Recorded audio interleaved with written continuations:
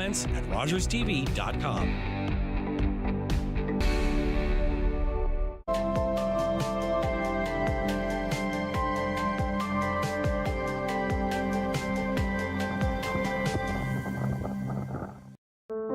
Are you low on food? Struggling to pay the bills? Overwhelmed by life's challenges? When you need support but don't know where to turn, just dial 211. 211 connects you to the programs or services near you. 211, how can I help you? 211, help starts here.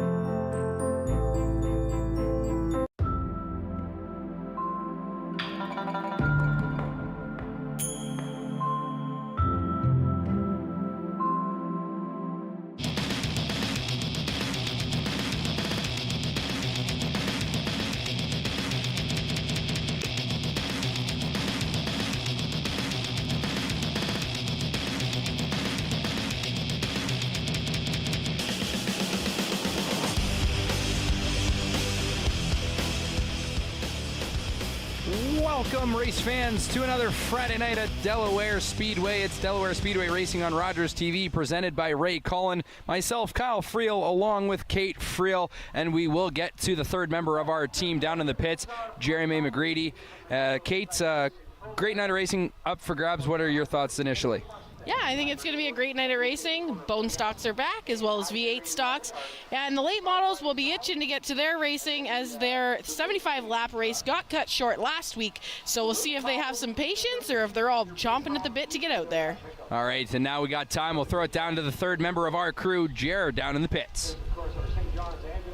Thank you, Kyle. Thank you, Kate. Yeah, it's going to be a great night here of racing. As you mentioned, the bone stocks, the V8s, and the late models here running. Track conditions as expected, great for tonight. Has been a good sunny day day so far, but a little bit of interesting development into heading into turn one. There's a bit of a breeze blowing down into turn number one, so it'll be interesting to see how these cars are going to try to take the turn heading into number one. Will they go in aggressively, or will they try to defend heading into here this evening? And I'll send it back up to you guys as I'll try to get some drivers here after the first couple of heat races. Thank you, Jer. We'll be itching to get back down to you with some driver interviews throughout the night. We're going to go to the bone stock standings. Kate, take us through it. Yeah, so right now leading the standings for the bone stocks is the 03 of Matt Langford. Only 4 points behind is birthday boy number 78, Justin Culver, followed by the 5 of Jeremy Rabideau and the 52 of Donovan Clark. That's right, and then the 5th is Mitchell Rawlings in the 69. That's the top 5. Jeremiah Rabideau, obviously one of the cars that is always fast. He was fast last year. He's trying to make his move up the standings here. What do you think he might be doing tonight? Well, he's definitely going to be itching to get to the front. Matt Langford's definitely going to want to hold everybody off. And it wouldn't be bad if the 78 of Justin Culver is able to pick up a nice birthday win. That's right. And now we're going to move on to the V8 stock standings here. It's a finicky kind of class, as they got a breakout rule. We'll touch on that a little bit later. Take us through the standings, Kate. Yeah, the 2 of Doug Stewart, legend here at Delaware Speedway, been racing lots of years. He is on top, followed by Watson Motorsports. We do believe that the 45 is going to be run by Barry Watson tonight, as we saw him with the race suit, and the late model's not here, so he should be in the V8 stock, followed by the 23 of Jeff Ferguson, and then the 73 of Jordan Morris, the 86 of Caden Patrick rounds out the top 5, and they are all very close. If you look 1 through 10, there's only 33 points. So everybody's going to be out there looking to pick up some points tonight. That's right. Heat race points, lap points, and as we're going to get ready to go here, we're going to go to the late model standings quickly here, as they're the final class to go. So Kate, take us through. So Gary Adrianson is on top. Ray Morneau is only 1 point behind, followed by Jesse Kennedy, Matt Robley, Ron Beauchamp Jr., Jaden Chapman, Jake Hooker, Marshall Schrank, Patrick Friel, and Brady Smith. Those top 10 are only 19 points different. That's right, as we are now going to turn our attention to the track. We have the pace car with the lights off. We're going to get ready to go. Green flag racing here. The first of the bone stock heat races. 10 laps is the scheduled distance here. As we get ready to go, the pace car is off the track. Come around turn 4. They'll hit. Look for the green flag. There's the green flag. We're green and we're racing here at Delaware Speedway. Kate, take us through a bit of the lineup here as we start. The 616 is Brad Marchand, followed by the 29 of Aiden Earhart, Sarah Wheel. Joey Langdon is in this heat race. Hank Klassen, Ian Levesque, and Chad Cruox, and then Jennifer Hatch are also in this race as well. That's right. We have 1 lap complete here going in the first heat race, and it's the 616 that is out to a huge lead, but it's a jam-packed field in behind the 616 as we have the 10. He's motoring his way to the front. He's just going right through the middle, cutting everybody around here, and now it's a battle for second and third. As we are now 2 laps in, 8 laps to go. As it's the 616 of Bradley Marchand, Ian Levesque in second. As that 616's got a great gap there. You can see the next car is about 8 car lengths behind. Yeah, that is the 10 of Ian Levesque. That's about 8 car lengths behind as we go to 7 remaining here in the first heat race. It's Marchand in the lead, and then we get a look at him as he's right in his wheelhouse right here. Nobody really around him, Kate. Everybody's looking for a transfer spot here. There's so many bone stocks, so only so many can go on to the A main feature. So there will be a B main as well, but everybody wants to get in now as the 24 of Jennifer Hatch. Oh, there must be a caution. We've got cars around in turn 2, Kyle. The 57 and the 9 were around there, just exiting turn 1. That's the Bailey Batty in the 9. And the 57, or it might have been the 51 of Tom Hughes. They were running towards the back of the pack there as they came around out of turn 1, spinning around. They'll get themselves back into position. Yellow flag on the speedway here. I believe 7 of them out here. So all the different high schools got different alumni We're gonna come in and drive them. The driver of the John The pace car not out on the track, waiting for those cars to go. Still no pace car on the track, so we'll see. There goes the pace car. So we'll at least have, I believe, 1 lap under caution. But we'll be back with more of Delaware Speedway Racing on Rogers TV, brought to you by Ray Cullen Chevrolet after this.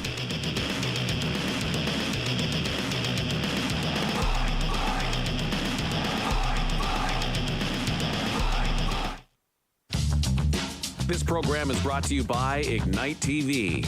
Now you're in command. Visit Rogers.com for more details.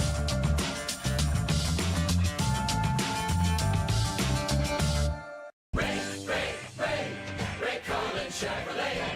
Ray saves you money, and that's the key on Chevy, Buick, GMC.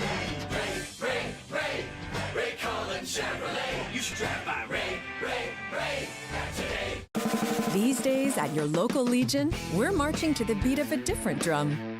On a mission to support veterans, to have fun, and to welcome everyone to our ranks. You don't have to be a veteran to join the Legion. And as a member, you'll join thousands of others serving our veterans, our communities, and our country. Oh yeah, and our Member Perks program will save you thousands on shopping, dining, products, and services across the country. Join us at legion.ca. Welcome back. It's Delaware Speedway Racing on Rogers TV, presented by Ray Cullen Chevrolet. We are going to get back to green flag conditions here. 7 laps to go in the first heat race of the Bone Stock Division. Kate, kind of take us through what we've seen so far. So we've had a spin, but as you can see, they're coming out of turn 4, and they're ready to go green. Flag stick in hand. The leader's setting the pace. And it is Marchand decided to take the outside there, and the 10 of Ian Levesque on the inside. Waits almost to the start-finish line to get going, and we're racing into turn 1 and 2. That's right, it's a battle here. Levesque on that restart is keeping a close pace with the 616 of Marchand, and it's going to be a tight battle too, as we have the second and the third and fourth cars as well right in behind there, and it's going to be Levesque at the line taking the lead. 6 to go here in the first heat race. Coming out of turn 2, it looks like the 616 washes up the track. Ian Levesque is definitely off to the races. Now he's got a couple car lengths lead, but the 27 Tori Robinson isn't ready to let him go just yet. No, that's right. Tori Robinson makes a good pass on Marchand there, takes over second. Oh, and the 616, Marchand gets a little squirrely out of turn 1, but he corrects that one as they go down the back stretch. 5 to go. We're halfway through this heat race. We got Ian Levesque leading, and then there's the 616 of Marchand battling the 17H of Jennifer Hatch as we cross the line. 4 to go. It's Levesque leading with Tori Robinson in second. Marchand still sitting in third. As Marchand washes high up the track in turn 2, and Jennifer Hatch is able to pick that spot there. She puts herself in the third position, and the 14 of Hannah Lamont is going to try and take the spot from Marchand as well. Yeah, the 616 is really struggling in corner 1 and 2, especially on the exit, really washing up the track, able for lots of drivers to jump on that opportunity to gain some track position. There we go, Ian Levesque gonna come out of turn 3 into turn 4, and he's gonna get 2 laps remaining here in the heat race. He has now cruised into a pretty sizable lead over the 27 machine of Tori Robinson, as he's the next closest to Levesque, and barring anything, Levesque could come away with a heat race, some good heat race points here, Kate. Yeah, so Levesque definitely looking to finish this race strong. He's got some lap traffic here to contend with as we come onto the front stretch with 1 to go.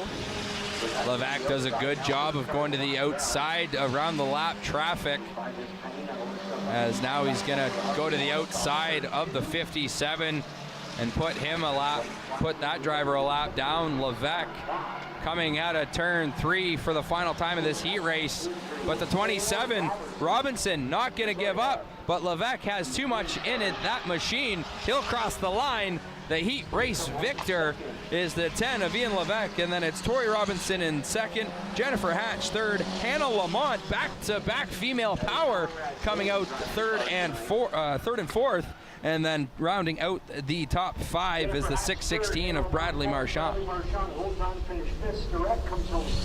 And we'll be back with more heat race action in the Bone Stock division, but first, a break. More Delaware Speedway racing on Rogers TV presented by Ray Cullen Chevrolet after this.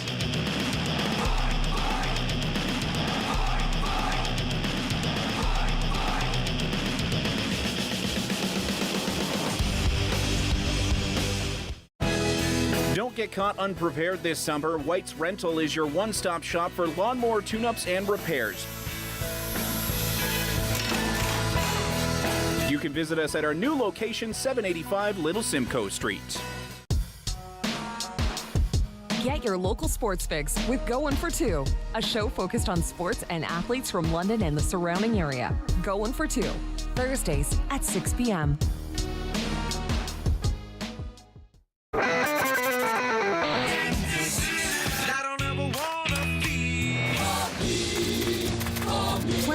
Whatever.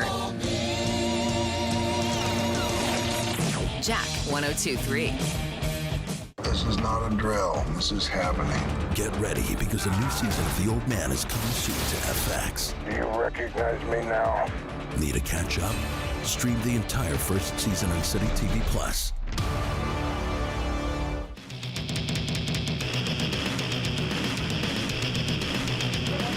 Welcome back. Delaware Speedway Racing on Rogers TV, presented by Ray Cullen Chevrolet. It's now heat race number 2 in the Bone Stock division. Kate, as they cross the start-finish line here under caution, what do we got for the lineup? Inside the first row is the 26 of Nathan Ray. On the outside is the 11 of Rob Wolston. 6'11 of Jamie Shields in that second row. To the outside is the 23 of Jesse Howard, followed by the 92H of Ryan Houston. The 333 of Kyle McMillan, and then the 59 of Cassie Howard, 48 of Jack Dixon, and the 57 of Harley Hornick. And then number 10 here, we're going to go green flag racing right away, looking to the flag stand. There's the green flag. And the 26, that's Nathan Rea. He has a good start, but he's not out of the woods yet as Wollaston is behind him. Wollaston slides nicely into that second spot, followed by the 23 of Jesse Howard as they go down the backstretch. The 56 looks like pulling off into the pits. Front driver's side tire is down. That's the 56 of Gary Triska, and it looks like he did some damage in practice earlier today, and it's just not working for him. He's going to head to the pits. Good thing to get the car off, keep this race under green flag conditions, and it's Nathan Rea coming out to a good, healthy lead coming around out of turn 4. It's going to be 8 to go across the stripe, and then it's Wollaston, Howard, Houston rounding out the top 5 of this heat race right now, and we get a look at Nathan Rea in the 26 machine. And good job for the Howard sisters. They're sitting 3 and 4, but that won't go uncontested by the 54, as looking on the outside of the 59 of Jesse Howard. Or Cassie Howard, sorry. We get another look at the 26 of Nathan Rea as he goes down the back stretch here at Delaware Speedway. That is a healthy, I would say about 25 to 30 car length lead over Wollaston. As we get a battle here, Cassie Howard and the 25 of Adam Generou. Generou able to pick that spot up. As we come to the line, we have 6 to go. Getting a look here at kind of the middle of the pack, the 6 of Will Quarry. So he's coming around. He's trying to pick the bones there of Cassie Howard in the 59 machine on the outside. Again, now we got a race for first and second. It's Nathan Rea still way out. The 6'11", kind of losing some speed out there as Rea puts them a lap down. Wollaston also passes that lap traffic. Same with Jesse Howard. Jesse Howard having a great race in third. She's looking pretty fast out there, Kate, this time go around. Yeah, Jesse Howard's having a great race, but cars behind her are looking pretty good and looking pretty fast. They're coming for her. 4 to go here now in the second heat race in the bone stock division. It's Nathan Rea, barring any kind of anomaly here. Looks like he might have himself a cruise to a victory here in the heat race, as he's just handling this track very well so far, Kate.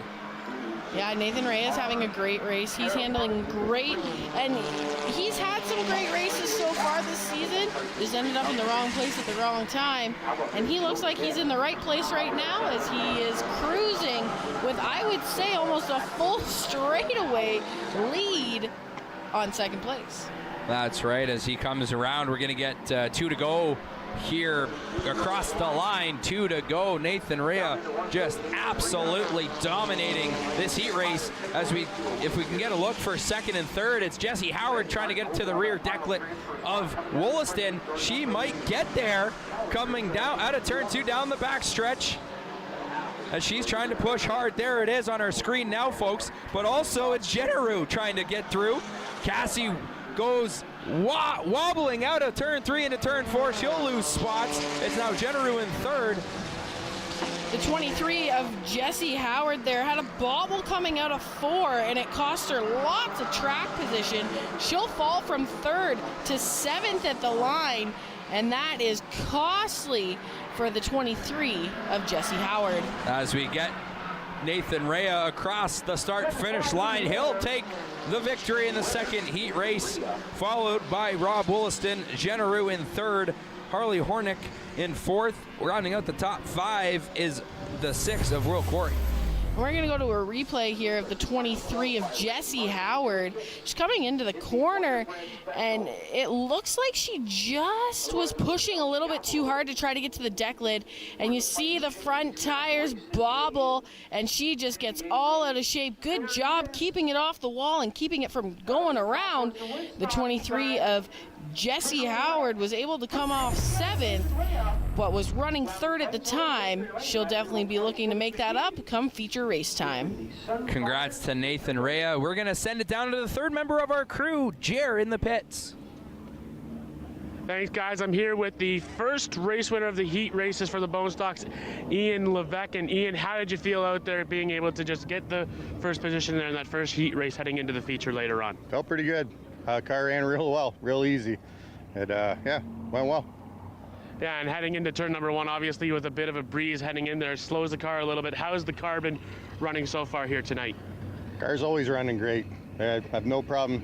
Mr. Bob Reed always helped me out and getting her done. Anyone else you want to thank for the vehicle that you got here tonight? Got a fast one heading into the feature. Oh, everyone. Colin Willems, Brady, Kyle, my son, my wife, Cassie, everybody. Yeah. Great, and so heading into the feature race, what's going to be the strategy? Try to get out front, try to run around, and try to be able to try to get that checkered flag? Keep going fast. That's the key. Thank you. Thanks. Send it back up to you guys. Thanks, Jer. As we're going to get ready for the 3rd heat race in the Bone Stock division, we get the white flag in the flag stand, so it's going to be last lap around under caution. We got Stan Cook going to be the pole car, Sterling Roberts in the 15 machine in 2nd, 3rd Jason Craig. Kate, take us through the rest of the field here. 16 of Dakota Lamont, and then the 13 of Taylor Everest, 28 of Daniel Mayu, the 19 of Michael Verburn, the 33 BT of Paul Fothergill, the 69 of Mitchell Rawlings, the 8 of Charlie Verhoeven, the 52 of Donovan Clark, the 5 of Jeremiah Rabideau, 78 Justin Culver, 03 of Matt Langford, and the 17 of Colin Wilms. Another huge heat race here. 15 cars on the track. They're coming out of turn 4, looking to the flag stand, looking for the green flag. There it is. And the 15 of Sterling Roberts comes out flying here, and he'll take the lead. We'll see if... I think it's going to be a bad start, and we might see a yellow come out. I see Albert Baker in the flag stand pulling out that yellow, but I think they're going to let it go. They're going to let it go here as the 74 of Stan Cook is now back in the lead, coming around across the stripe, and it's going to be a good first lap here. And we're 3 wide on the front stretch. Contact, there's a bobble. Everybody makes it out of corner 2 so far, but they're not done yet. They're banging on the backstretch. The 13's around, as well as I believe that is the 28 car. They're on the inside wall right behind the tech garage. Yellow's out on the track. The 13 was stuck in the middle of 2 cars, bouncing around, coming down the backstretch, and just lost it. Yeah, as we get a replay, Kate, take us through it. We're going to start in turn 3 on that first lap. It looks like the 40 and the 16 kind of split, allowing that lane for the 13 car to just get in the middle. The 28's bouncing back and forth. You're going to see here, coming into turn 2, there's contact made once, twice, 3rd time there, coming out of 2, right off the outside car, right into the inside car. They're locked, and there's nowhere to go. Yeah, when you go three wide there, it's going to be tough to get out of it. We'll be back with more Delaware Speedway Racing on Rogers TV, presented by Ray Cullen Chevrolet, after this.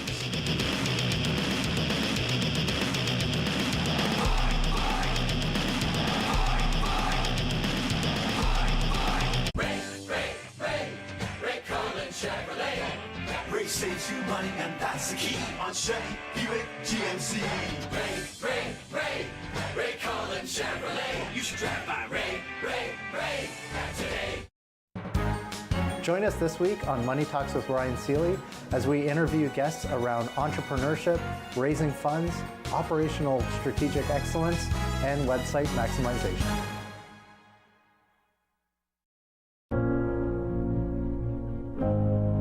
I'm Melissa, and I'm the Community Engagement Specialist at Rogers TV. I want to give a big shout out to all of our volunteers who have dedicated their time in helping create television programming for the community. Thank you to all of our volunteers, whether in front of the camera or behind it. Thank you for everything you do. We couldn't do it without you.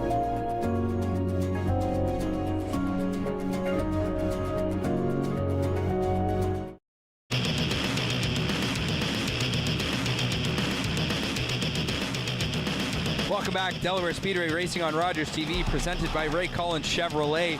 As we get a look, the 28 of Mayu going on the business end of the hook. Never a good sign there, Kate.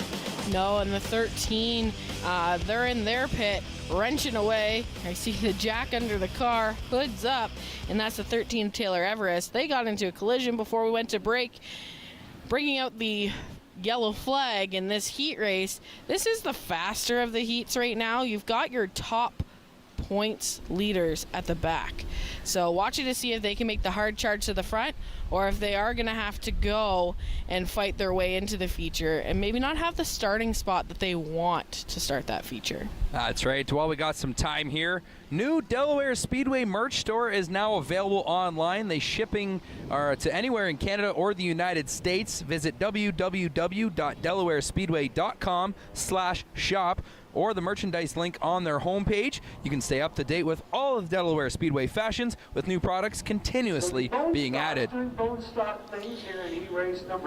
Yeah, and it looks like we are going to get re-racked and stacked and ready to go back to green flag racing. The 78 of Justin Culver and the 03 of Matt Langford starting at the back here. They've got a long way to go to the front. Both the cars at the back here, you'll see them coming out of turn 4, and they're the orange ones there with the orange hoods at the back, so that makes it easier for us to find. That's right. We get the white flag on the speedway. Lights are off the pace car here at Delaware.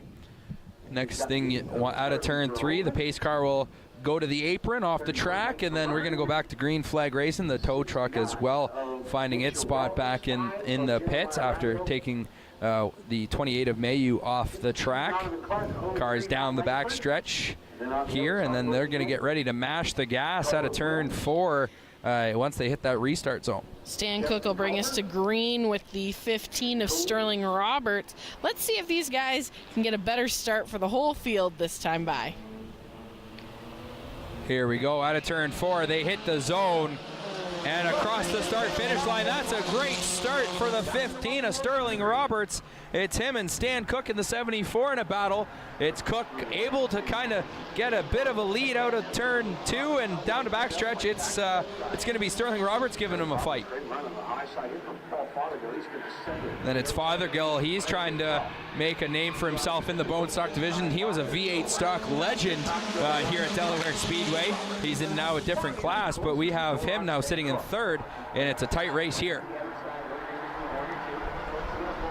8 to go in the heat race here, the 3rd heat race. There's the 03 of Matt Langford making that hard charge from the back. He's working on the outside, trying to get every position that he can. He's fast on that outside, and we'll watch to see if he can make it through traffic here as he follows the 5 of Jeremiah Rabideau. Good race there for the 03 machine. As we go back to the front of the pack, it's the 15 of Sterling Roberts, followed by Stan Cook, and then Paul Fothergill in 3rd, as they're going to be nose to tail here. And this, like you said, Kate, this is the fastest of the heat races, so any one of these cars has an opportunity to make their way to the front in a hurry. Yeah, Kyle, they're moving fast, and that 5 of Jeremiah Rabideau is working on the 5th place car. That battle for the 5th spot shaping up, and the 8 wants to jump in there as well. But it looks like the 15 of Sterling Roberts would like them to keep fighting back there, as he'd like to get away from them and take this heat race win with 5 to go. Yeah, we're halfway through the 10-lap heat race here. This is the closest battle we've seen so far to the bone stocks, as it's been Sterling Roberts and Stan Cook, but on our screen here we have a battle. The middle of that pack is all jammed up. Yeah, the 03's now to the inside, working on the 8 car, past the 8 car, looking for the 19 in his sights there. So the 03 of Matt Langford is on the move, and that is our points leader. As we go back to the top two here, it's Sterling Roberts and Stan Cook in a battle. Fothergill, but Rabideau on the outside of Fothergill trying to take that third spot away. As they come to the line, we're going to have 3 to go. With 3 to go, we've got 4 up front, all moving fast, trying to get to that front spot. The 5 of Jeremiah Rabideau is on the hunt as he almost tags the back straight wall there, Kyle. Yeah, Rabideau looking now to the outside of the 74 of Stan Cook. He's trying to get around. They'll go single file to the line as Rabideau now into turn 1. He's going to go to the outside of Cook in the 74 machine. It's still Sterling Roberts of the 15 in first, and now he's got a nose into the rear side of Cook.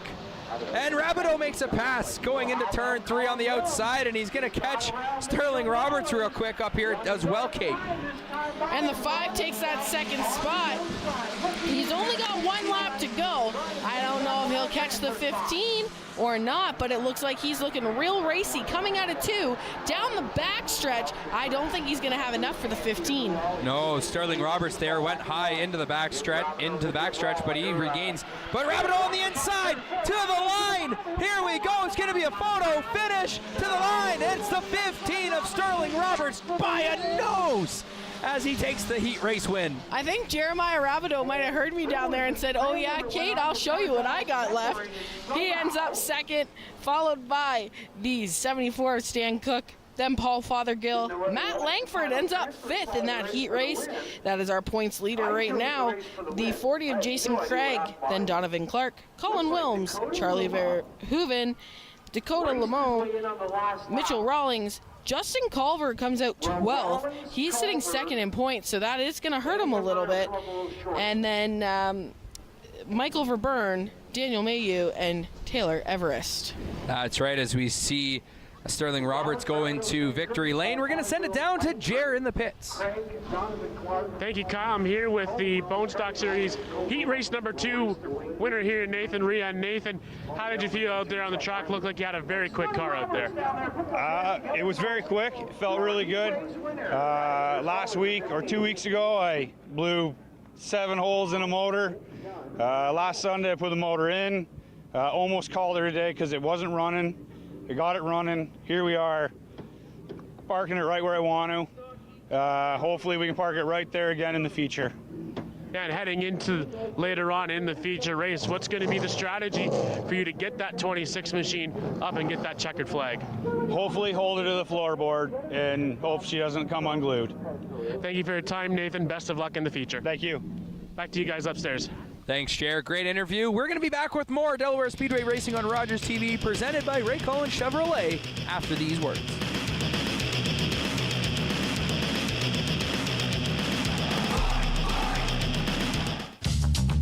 This program is brought to you by Ignite TV. Now you're in command. Visit Rogers.com for more details.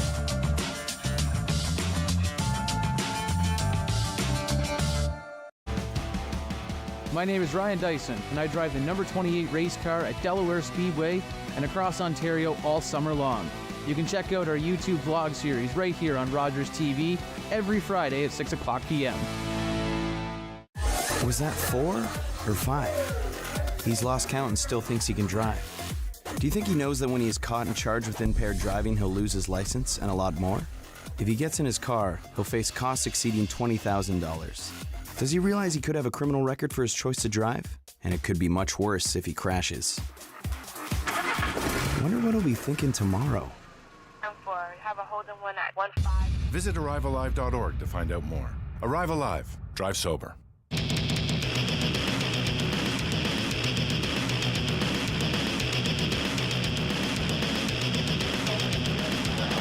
Welcome back, Delaware Speedway Racing on Rogers TV, presented by Ray Cullen Chevrolet. And attention racing enthusiasts, Delaware Speedway has just launched its brand new online merch store. Whether you're a diehard fan or a casual observer, this is your chance to gear up in style.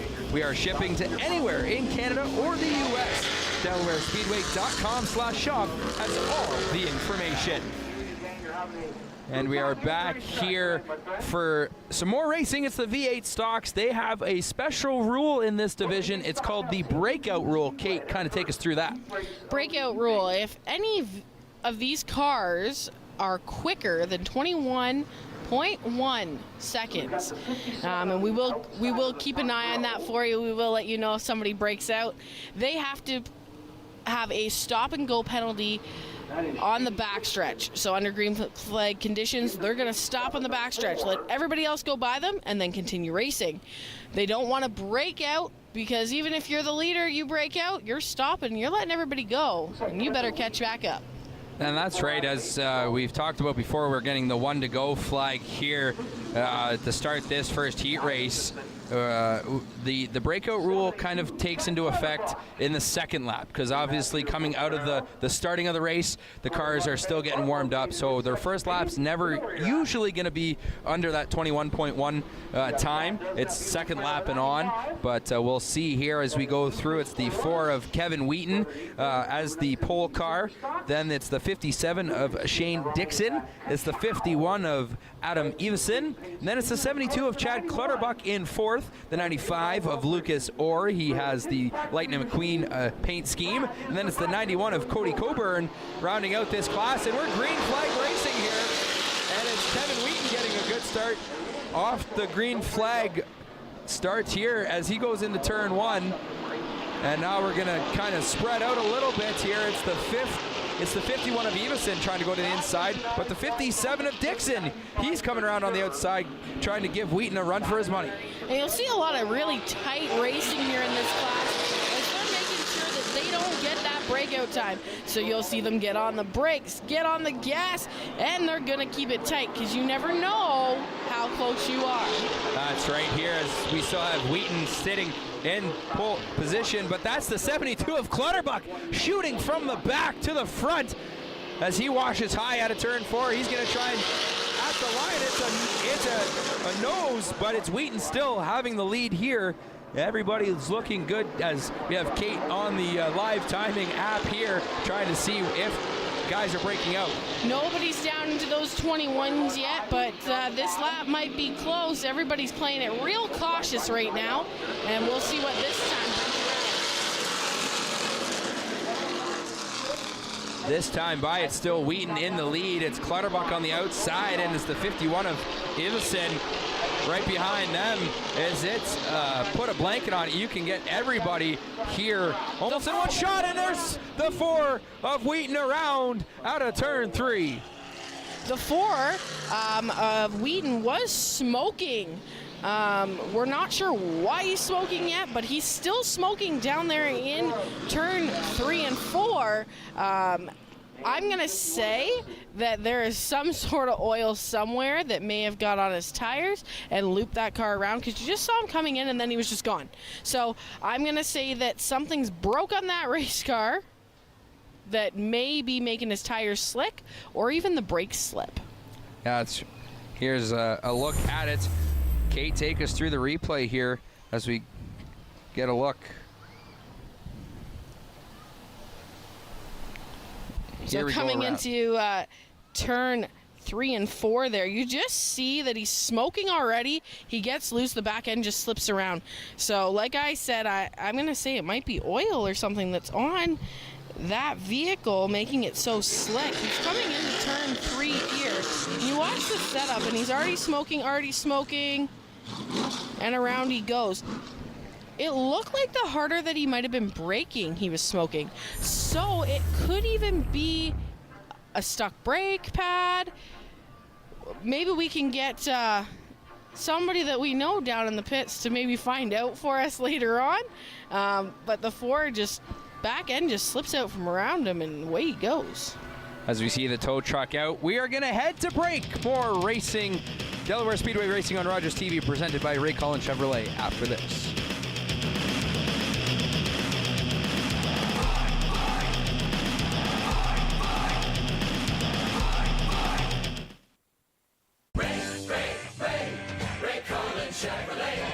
Ray saves you money, and that's the key on Chevy, Buick, GMC. Ray Cullen Chevrolet. You should drive by Ray Hi, I'm Dr. Mario Elia, host of Keeping London Healthy here on Rogers TV. Join us Wednesdays at 6:30 where we discuss health topics relevant to you and bringing on experts in the field to give you the best, most up-to-date information. See you then. It's been a long time coming. You don't win it to keep it, you win it to be a part of its history. Always knew. Always hard to see the difference between winning and losing.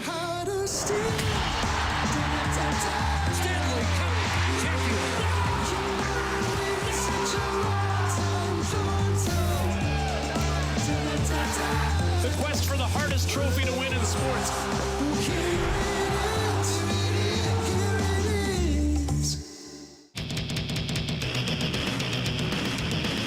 Welcome back, race fans. It's Delaware Speedway Racing on Rogers TV, presented by Ray Collins Chevrolet. As we're still under caution, that gives us time to go down to Jeremy in the pits. Thank you so much, Kyle. I'm here with the Bone Stock Heat Race number 3 winner and Sterling. Robert Sterling, congratulations on the Heat Race win. Great car out there tonight. Looks like it's fast. Oh yeah, she's running pretty good. I'm just glad we got away from Rabideau there. We were caught a little loose in the last corner there, but we made it happen. Just glad we could park her down to victory lane. Yeah, one of the closer heat races there for the Bone Stock so far this season. You know, what's going to be the strategy for you heading into the feature race, knowing that you're going to have another run like Jeremiah Rabideau did to go right at your nose? Well, we're going to do a couple more changes to the car here, some tire pressure setups, make it better, get it cornering better. Basically, we'll see how it goes and hope we can park it down to victory lane again. And then anyone you want to thank here tonight for being able to have this car up and running in a good tip-top shape? Main guys I want to thank is Ingersoll Automotive. Blew motor last week. Got a new one up in here. We're running pretty good, so huge thanks to them. Well, thank you for the time and good luck in the feature race. Thank you. Back up to you guys upstairs. Thanks, Jer. Another good interview down in the pits as we get a look here. The 4 of Kevin Wheaton on the business end of the tow truck, and we heard Jamie Mosley say it no matter what's going on, there shouldn't be that much fluid coming out of your vehicle, so something broke. Hopefully maybe Jer can get to that pit a little later on to find out exactly what happened, but we see the crew working tirelessly here trying to get the hook. It looks like they got a saw out there trying to get a piece loose. Are they stuck together? I'm not sure. Telling maybe the hook to come down. This is quite the most extensive that I've seen a tow truck work to get a car off of the track. We see Wheaton out of the vehicle now. He's maybe going to take the gloves and helmet off and maybe try and help get this car back in. I'm not sure maybe if the two cars are stuck together. I think we're going to take another look here at why we are still under yellow. Well, actually, we're under red at this point. The 4 there, he goes into the corner, and like we've said, there's lots of fluid, but he was smoking laps before as well. So must be putting down fluid somewhere, and it finally gets on to, it looks like the back tires, or it could even be on a brake rotor, making it so that there's no way that car's turning. It's only going to go around. So collects one car with them, which is unfortunate, but they're still working away. The safety crew is getting their exercise, and we're just not even fully through the heat races. That's right, and it looks like, I think it's the 51 of Adam Eveson that is the other car involved, and they got tons of tools out there, so I'm not sure if Eveson is caught underneath the fender or something like that of Wheaton that is causing it a little bit more difficult for the tow truck driver just to get Wheaton up off the track and able to take away. As they're looking at both vehicles, like I said, Adam Eveson in the 51 machine and the white machine, and then it's the 4 of Kevin Wheaton in the black and gold machine. So they're trying to get everything situated here. Again, like I said, one of the more extensive machines and times the crew has to work here at Delaware Speedway. And finally, it looks like the 51 Eveson is moving. 51 is finally freed up. I think they had possibly a crowbar, maybe a sledgehammer in there. They were making sure they got them apart. But the 51 is up and away. Wouldn't be surprised if we see that vehicle head to the pits, unless they just got hooked together. But the 4 is definitely going on the business end of that hook. And cleanup will resume down there in turn 4. We're gonna look at, we're gonna take a look back here. This is the lap before at the start-finish line, and you can see the smoke start right there. And the 51 was smoking a little bit too. They're both smoking going into turn 1. That one here tonight. And it looks like they were both smoking there. So I'm wondering if they both got loose, or if the 51 saw something possibly in the 4's car. It's all speculation at this point, but they both loop it around and just get hooked together. And that's how the 4 ends up on the hook, and you can see the damage on the front end. I don't know if we'll see the 4 back out. We'll have to wait and see. But the safety crew definitely had to put down some quick dry over in the inside groove in turns 3 and 4. It almost happened smack dab in the middle. So over in the far corner, we've got some quick dry down, and the 4 is going into the pits. Oh, you see the hood go off, and somebody's coming to help them out, but the hood flies off, and the 4 is going to keep going back. Having a rough night there with the 4 of Wheaton. That's right, as we're down to 1 lap to go. The lights are off the Delaware pace car. There's still some safety crew on the side-by-side inside turn 2. They're finally driving away. So we're going to look to see if we go green here around. It looks like the side-by-side will get off the track in time. And it's going to be back to green flag racing here. Heat race number 1 in the V8 stock division. It's now Clutterbuck off the line. What a start from Chad Clutterbuck in the 72 machine. But it's still the 91 of Cody Coburn as well, and it's going to be Lucas Orr in the 95 trying to pick up a spot. We're going to be 6 to go this time by on the line. It's Clutterbuck in the lead, Lucas Orr in second, Cody Coburn in third, and then Evison still able to stay out on the track. He'll be in 4th, and then it's Shane Dixon in 5th, rounding out this field of heat race number 1. Yeah, the 91 of Cody Colburn has got a panel that's kind of flapping in the wind.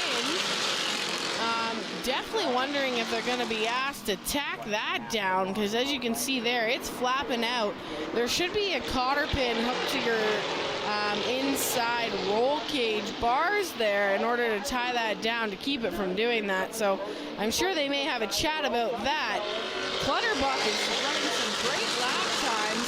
He's down to 21.4, so getting faster and getting closer to that breakout of 21.1. Doesn't want to see that with 4 laps to go. No, that's right. That's where Chad Clutterbuck's strategy is going to come into play so late in the heat race, making sure that he lets up just in time across the line. As this one here, everybody's still fine, as that was a 21.6. As Clutterbuck is finding that sweet spot to keep the lead and not go underneath that 21.1 second time frame. And in second place, it's Lucas Orr in that Lightning McQueen painted machine. Clutterbuck around the line here. It's going to be 2 to go at the line. And everybody's still good on the track. No breakouts as of yet. Down to a 21.3 though for Clutterbuck. So we'll see if he ends up breaking out or if he's able to back it down. Then 95 of Lucas Orr, there's a little bit of space between them, so he can drop right off speed at the start-finish line if need be. Everybody good here. It's 1 lap to go here in heat race number 1 in the V8 stock division. Barring any breakouts here, it looks like Clutterbuck might come away with the heat race victory as he comes out of turn 3 into turn 4. Out of turn 4 for the final time down the front stretch. And he crosses the line in first, and he will take the heat race with a time on that lap of 21.6. And that rounds out the 57. Shane Dixon finally crosses the line, and that is heat race number 1 complete in the V8 stock division. Kate, take us through that one. Yeah, so Clutterbuck was able to have a great performance and able to pull off the win, followed by the 95 of Lucas Orr. The 51 of Adam Evenson ends up with a 21.139 at the start-finish line there, trying to get second spot, followed by the 91 of Cody Colburn. We'll see if they make him tack down that side for feature race time. And the 57 of Shane Dixon. And unfortunately not finishing that race was the 4 of Kevin Wheaton with the incident in turn 3 and 4. That's right. As we see Chad Clutterbuck take the checkered flag of this heat race, we'll be back with more Delaware Speedway racing on Rogers TV, presented by Ray Cullen Chevrolet after this.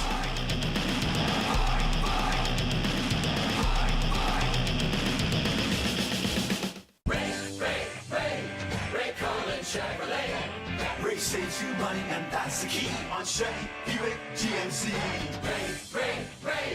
Ray Cullen Chevrolet. You should drive by Ray today. In The Paint Box, host Jane Roy puts a spotlight on various aspects of the vibrant visual art community in the City of London. The Paint Box, Mondays at 5:30 p.m. This is a man's heart, a heart in desperate need of medical attention. But because 78% of Indigenous people experience racism in healthcare, he may not get the help he needs.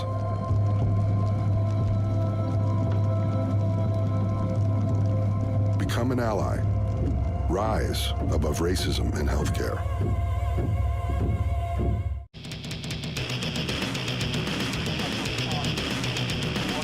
Welcome back, race fans. It's Delaware Speedway Racing on Rogers TV, presented by Ray Cullen Chevrolet. Heat race number 2 in the V8 stock division. We're going to get ready for green flag racing. Starting on the pole here is 86 of Caden Patrick. Then it's the 53 of Kara Martin. It's the 73 of Jordan Morris in 3rd. Then it's the 23 of Jeff Ferguson in 4th.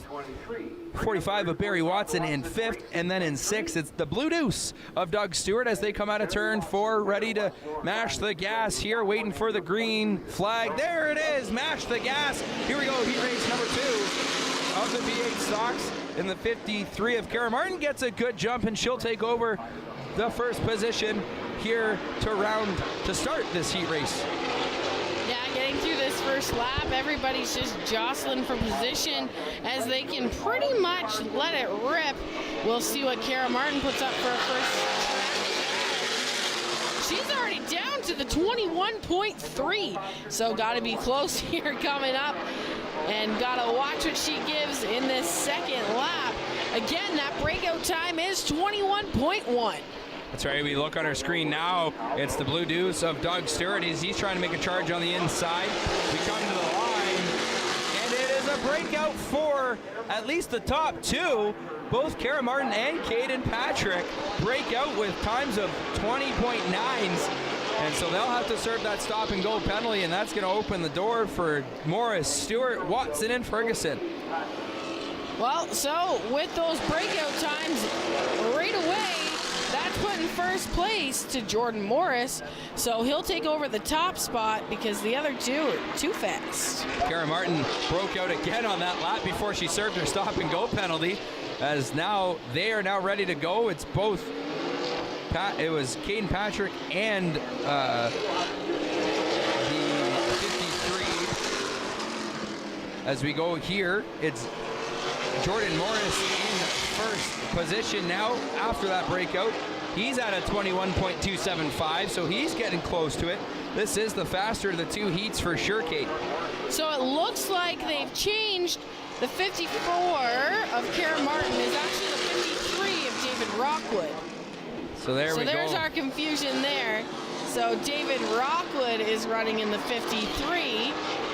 And he just finished serving his second stop and go penalty as he broke out back-to-back laps. As he's going to try and get back into it. But it's the 73 of Jordan Morris. He is getting close to it at a 21.208, but he's still good. He's in first, and he's got about a good 10 to 15 length car lead above the Blue Deuce of Doug Stewart. Yeah, those top four are real close. They're flirting with that breakout time, so let's see if everybody can hang in there until the end. And it looks like the 53 of David Rockwood breaks out again, running at the back. Doug Stewart was very close on that last lap at a 21.143. Caden Patrick also had a breakout the last lap, just served it again. So lots of breakout times happening in this race. The two that keep breaking out are at the back. They're trying to catch everybody at the front. So that makes sense. This time by will be 1 to go. Let's see if Jordan Morris can cross the line under that breakout time. Morris crossing the stripe. He is good by just a nose hair on that one at a 21.195. He's going to go down the back stretch into turn 3, one final time, looking to grab a heat race victory. It's the 73 machine of Jordan Morris. 73 of Jordan Morris really backed off there, coming to the line to take that checkered flag, making sure he doesn't break out on that last lap, followed by the 2 of Doug Stewart, the 45 of Barry Watson, the 23 of Jeff Ferguson, the 86 of Caden Patrick, and then the 53 of David Rockwood. That's right. That's going to round out this heat race. We're going to go send it down to Jer in the pits. Thank you, Kyle, and I'm here with the number 4 machine here of Kevin Wheaton. Kevin, unfortunate break for you. Take me through what happened out there. Your car had a little bit of smoke heading down the stretch and then ended up getting spun around. What happened there, and how's your car looking now? Yeah, it looked like I had a rocker cover gasket leaking, and going into 3, I think I run out of talent. Yeah, tough break for you there. Just, had a good car running, care to try to figure out what went wrong and what's going to be the focus for you heading into the next race, try to get this car back up and running? Just try to get some more seat time and live out my dream. Well, there you go. Thank you so much for your time, and hopefully you get this 4 machine back up and running. Thanks, eh? Sending it back to you guys upstairs. Thanks, Jer. We're going to be back with more Delaware Speedway Racing on Rogers TV, presented by Ray Cullen Chevrolet, after these words.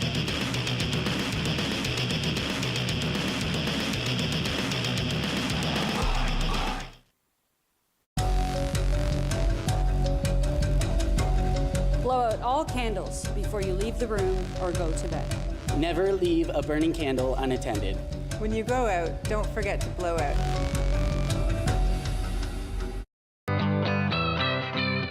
Hello, I am Rachel Burdan, and I am this week's guest on Pollinating Purpose.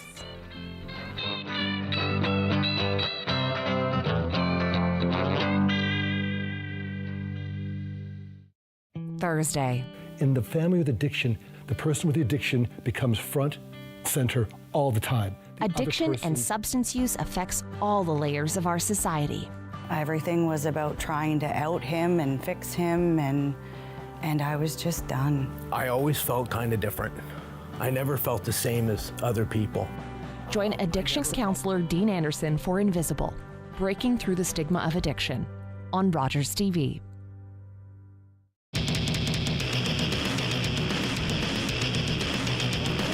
Welcome back. It's Delaware Speedway Racing on Rogers TV, presented by Ray Cullen Chevrolet. It's now going to be the start of the late model heat races.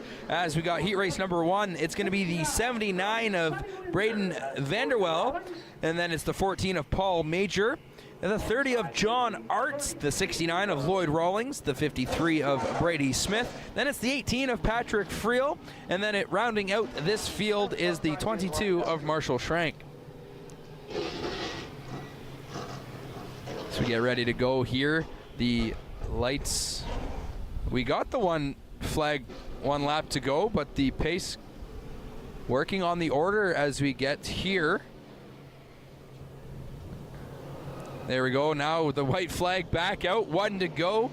The lights will go off the Delaware Speedway pace car, and it is going to be the 79 of Brandon Vanderwell, going to be the pole car. He'll be able to start this race once the green flag gets shown from the flag stand.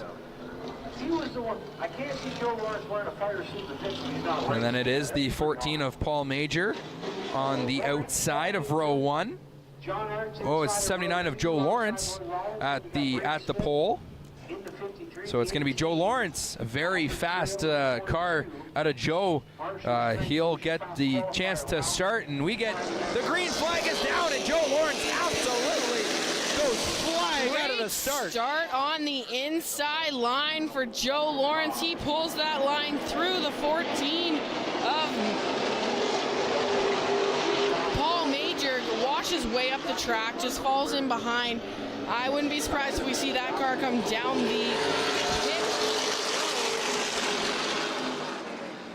But nevertheless, the 30 follows in behind. The 53 of Brady Smith got a good run there at the start. That outside line really struggled. But everybody's kind of together, except for your leader of the 79 of Joe Lawrence. Joe Lawrence, he also, as we heard here, he'll be in Peterborough doing the APC series tomorrow. So he's wanting to have a good warm-up race here at Delaware tonight as he is pulling into the lead. But it's the race behind him.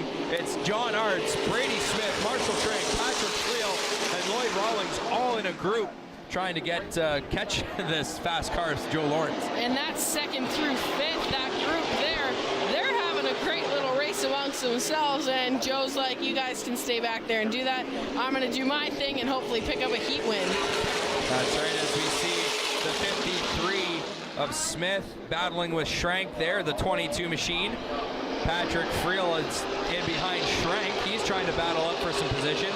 Bringing up the rear is the 69 of Lloyd Rawlings. Back to Joe Lawrence as he is just pulled away. Bar none here. He's got a good I'd say half a straightaway lead at least on the 30 of John Arts. Yeah, that start really helped Joe Lawrence get up that good start and that good lead right off the bat. The outside line, like I said, really got kind of stuck behind the 14 of Major, made their way to the pits. But the 30 of John Arts in second place there, having a great race, followed by the 53 that you see there on your screen of Brady Smith and the 22 of Marshall Schrank. Some contact in at turn 4, but everybody stays straight there. And we stay green on the track. All right in front of the 18 of Patrick Friel.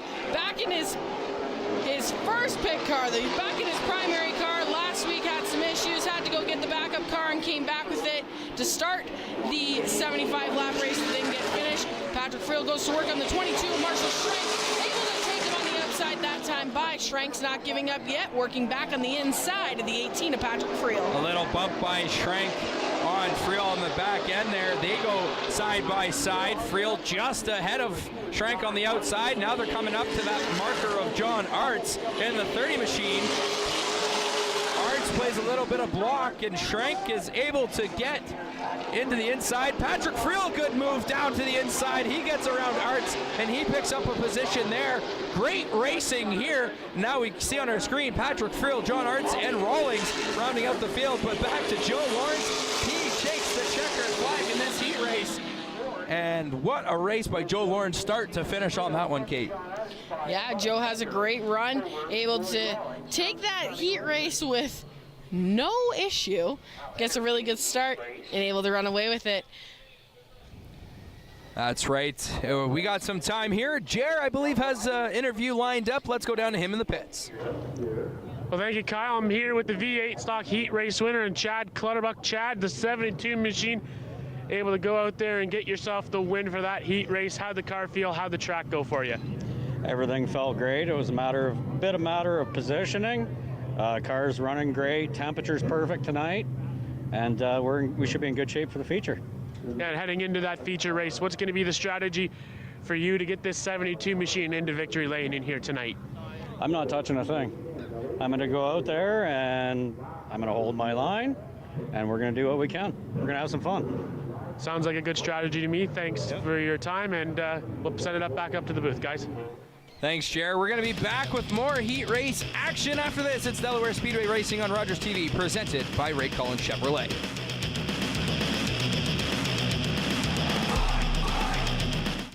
For For over 50 years, White's Rental has been providing local contractors and members of the DIY crowd with professional quality lawn and garden tools, aerial lifts, and construction equipment. White's Rental, we have the right equipment to make your project easier. Join us this week on Money Talks with Ryan Seeley as we interview guests around entrepreneurship, raising funds, operational strategic excellence, and website maximization. My name is Ryan Dyson, and I drive the number 28 race car at Delaware Speedway and across Ontario all summer long. You can check out our YouTube vlog series right here on Rogers TV every Friday at 6 o'clock p.m.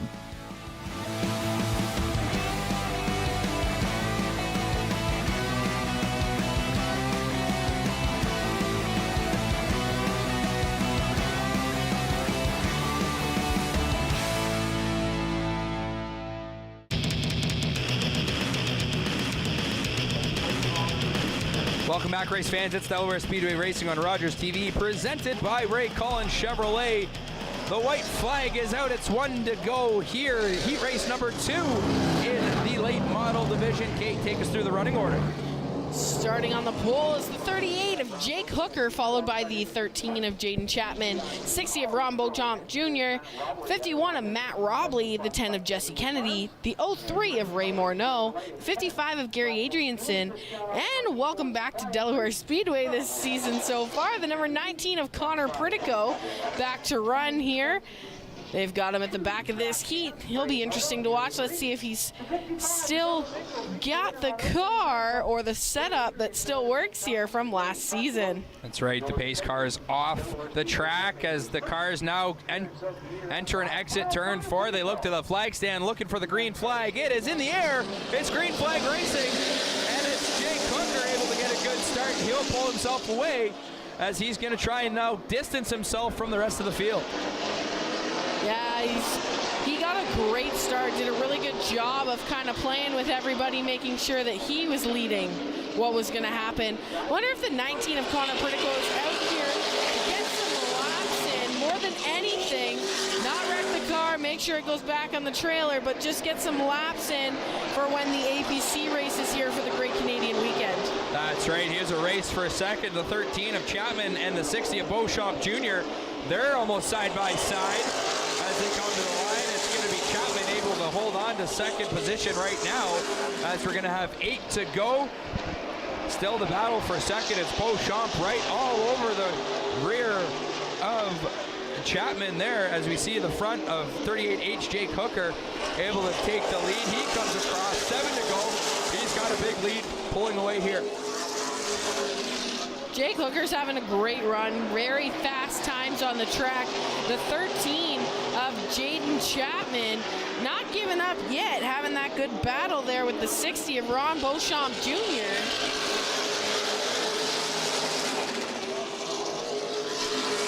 As we get now the back here, the back end of the race, we just saw that, but it's now Jake Hooker trying to distance himself, but Chapman, like you said, Kate, not giving up. He's trying to close that gap at the front. We're going to go halfway through this heat race, 5 to go here as they've crossed the line. As Hooker is still maintaining a good 5-6 car length lead. There's the 10 of Jesse Kennedy and the 55 of Gary Adrianson racing at the back of this pack. These two like to race hard every part of the track. So interesting to watch them battle for what is almost the last spot of this heat race as the 19 of Connor Pritico gave some space and he's just running around in the back. That's right, yeah, these two on the screen of Kennedy and Adrianson have been in battles the last couple of times. This division's been on the track here at Delaware, but nonetheless, we're 3 to go. It's the top front 3, pretty evenly spaced out of Hooker, Chapman, and Beauchamp Jr. Beauchamp Jr. trying to catch up to Chapman here. We're going to go 2 to go by the time this passes the stripe. With 2 to go, Jake Hooker still running some great lap times, but Jaden Chapman's the fastest on the track that time by, and he still might have something for him. But with this time by, we're 1 to go coming out of turn 4. White flag in the air, 1 to go. Jake Hooker still in the lead, followed by Chapman and Beauchamp Jr. Matt Robley not really in the to contention to get into top 3 as it's Hooker around out of turn 3 into turn 4 down the front stretch. The final time in this heat race, the checkered flag is out.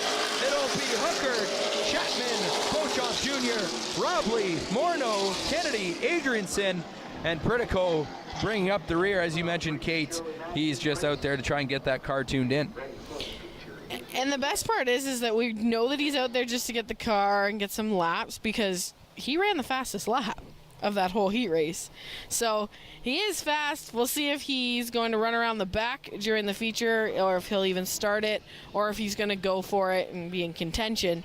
But we follow Jake Hooker to the start-finish line, and he gets heat race number 2. That's right. We see Jake Hooker in the victory lane. We're going to be back with more Delaware Speedway racing on Rogers TV, presented by Ray Cullen Chevrolet, right after this.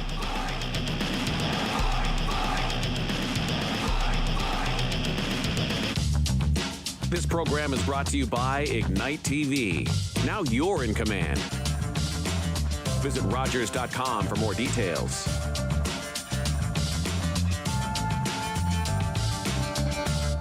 Ray Cullen Chevrolet. Ray saves you money, and that's the key on Chevy, Buick, GMC. Ray Cullen Chevrolet. You should drive by Ray today. Tuesdays on City TV.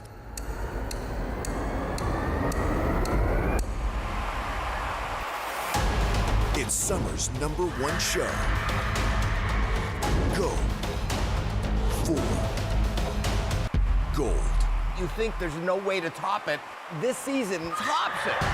America's Got Talent. All new. Tuesdays, 8, 7 Central on City TV. Or stream it on City TV Plus.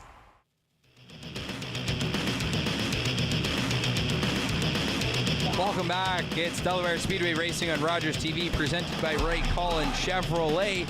Just about to get ready here for the B-Main, or the last chance qualifier for the Bone Stock Division.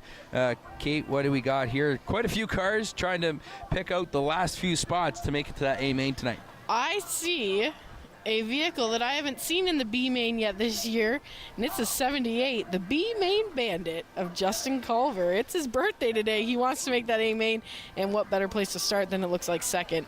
That's right. We get a good look at the 78 machine there. As you mentioned, it's his birthday. He's trying to make something special of it tonight here at Delaware Speedway, as we're just waiting for the go-ahead for the cars to start entering the track.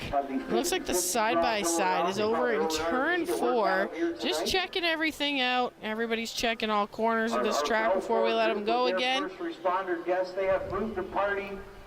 Get a look at that, the side-by-side going through. They now make a stop, and looks like they got a, are they? Oh no, it looked like I thought maybe they had a temperature reader to try and gauge the temperature of the track, but it looks like he might have just been trying to pick up some maybe loose debris or what have you on the track.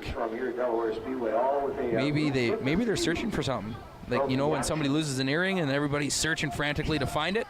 Maybe that's what they're doing, or they're, but you never know what the. But I have to say, the safety crew here at Delaware Speedway does a fine job. As we get a look at the cars, they finally get the green go sign to get out on the track. We're going to get ready for the B main, and it looks like the 69 will be the pole car to at least start this race. We'll see what happens, as you mentioned. The Culver machine, the 78, is in second here, so we'll see what everything shakes down. They got the 13 car back out on the track after that heat race catastrophe on the back stretch for that car. So good to see that the 13 is back on the track. Mitchell Rawlings, that is Lloyd Rawlings' nephew. Mitch Rawlings, it looks like, will have the pole in the 69. Not mistaken, the 78 is Justin Culver.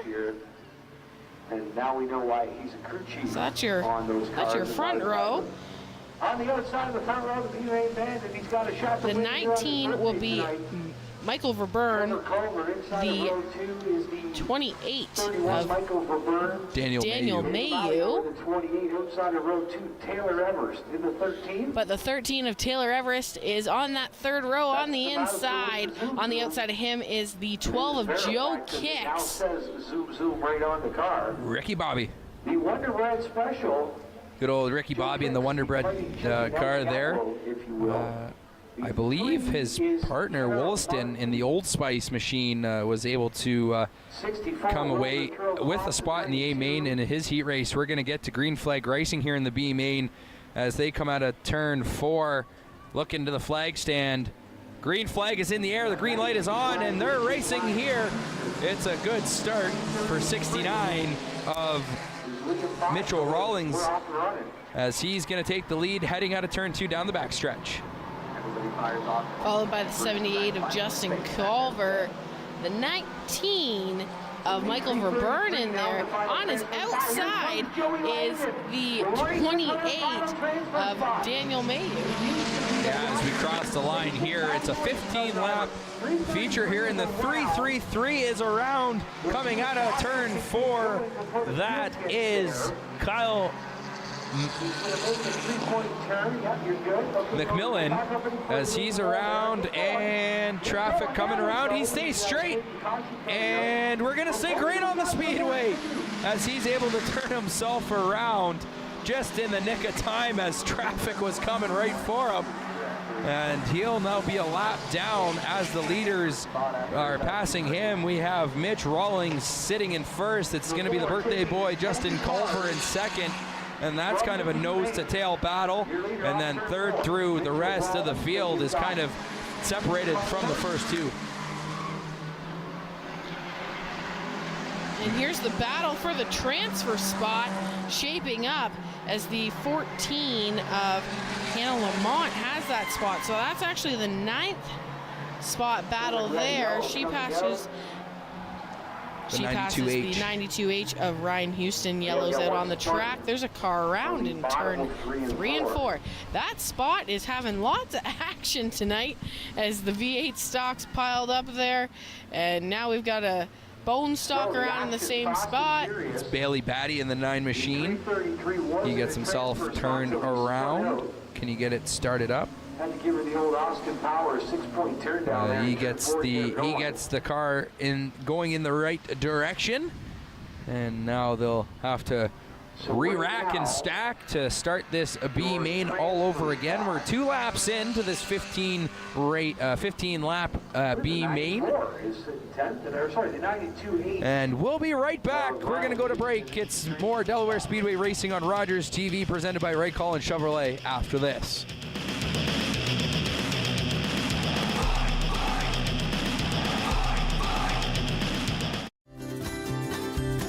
Welcome to Treat Yourself.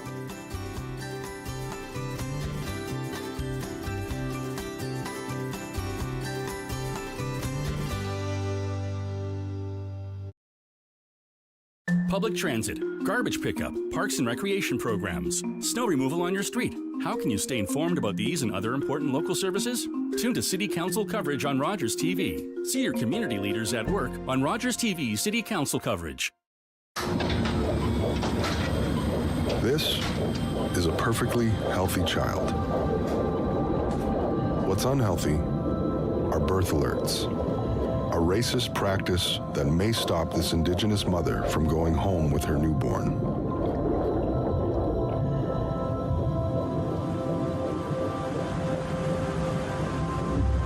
Become an ally. Rise above racism in healthcare. Welcome back. It's Delaware Speedway Racing on Rogers TV, presented by Ray Collins Chevrolet.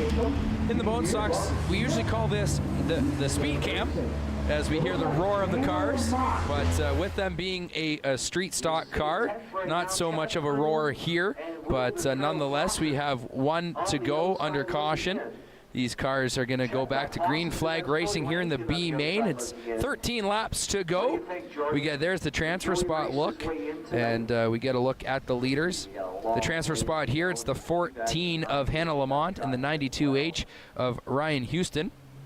Harley Hornick in that 57 again. As we get ready to go, the pace car is off the track onto the apron going into pit lane, and these cars come out of turn 3 into turn 4.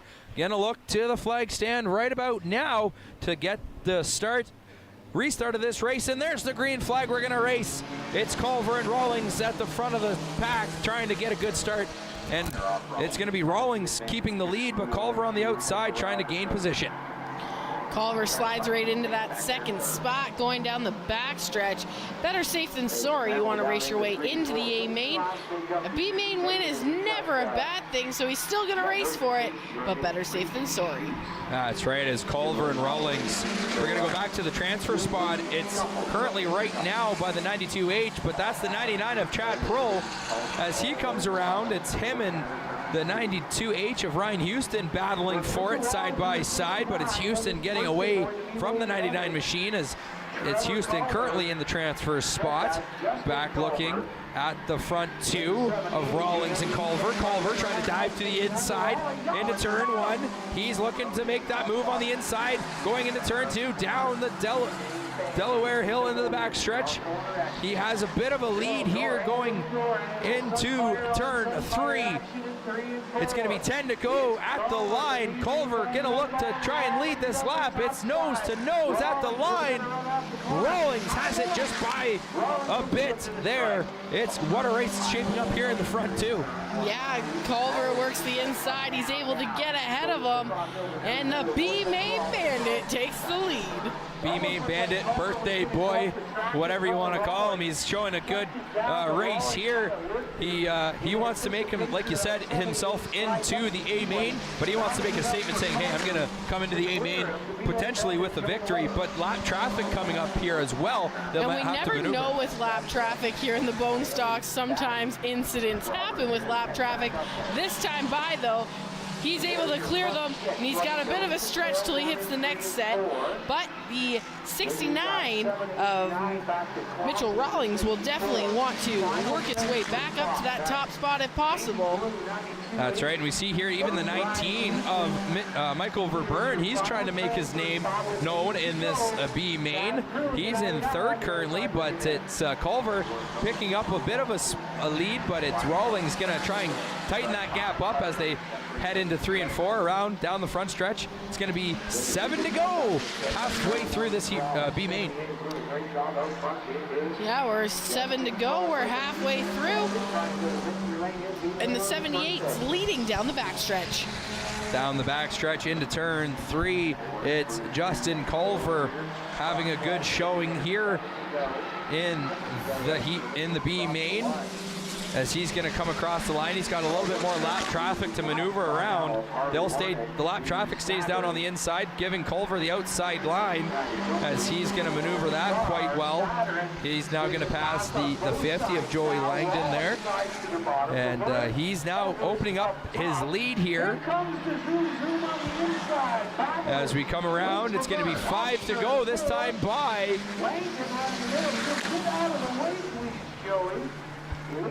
As we go 5 by, and it's going to be Culver now passing the 333 machine.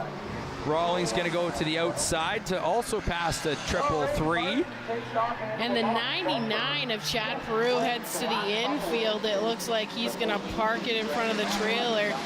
Was running in 11th and just outside that final transfer spot. As we now get a look here, it's the 28 machine. Just briefly, as they're in a battle, it's back to the lead as more lap traffic. No problems there for the leaders around that lap traffic vehicle. We're going to go to 3 left this time by, as it is Justin Culver still over Mitchell Rawlings here so far, heading into the late stages of the B main. Culver again, more lap traffic to maneuver. Not a big issue there. Coming into turn 3, out of turn 3 into turn 4. Coming out of turn 4, it's going to be 2 laps to go. This time by the stripe, it's Culver still in the lead. Mitchell Rawlings in second, Verburn third, Everest in fourth, Mayu in fifth, Kicks in sixth. and Culver is looking like he's going to have a good showing here. In the 7th place car, the 14 of Hannah Lamont, dragging her bumper around here the racetrack, trying to race her way into that B main. She's in a transfer spot right now, maneuvering through lap traffic with a hanging bumper. Yeah, that bumper is hanging off here as she's coming around turns 3 and 4, but it's Justin Culver in the lead. He's got a good 10-length car lead into turn 3, out of turn 3, into turn 4 for the final time of the B main.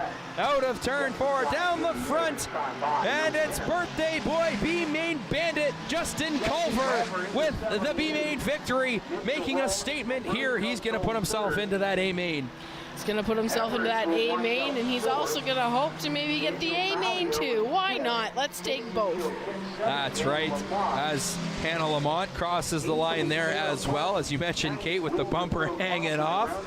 Just a little bit of cosmetic damage there is all. And we're going to see Justin Culver come around, take his spot in victory lane, and get a few photos.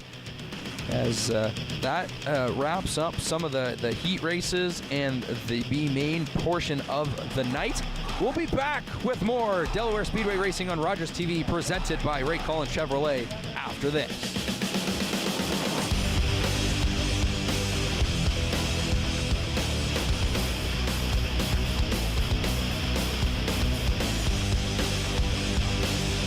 Carbon monoxide is a deadly gas you can't see, smell, or taste. Homes with fuel-burning appliances and/or attached garages must have working CO alarms installed outside all sleeping areas. Don't let the silent killer get you. Install working CO alarms today. Join the high-energy bodyweight-based workouts of the Thunder Twins. Gerald and Harold will get all shapes and sizes up and moving. Catch the Thunder Mondays at noon. These days at your local Legion, we're marching to the beat of a different drum. On a mission to support veterans, to have fun, and to welcome everyone to our ranks. You don't have to be a veteran to join the Legion. And as a member, you'll join thousands of others serving our veterans, our communities, and our country. Oh yeah, and our Member Perks program will save you thousands on shopping, dining, products, and services across the country. Join us at legion.ca.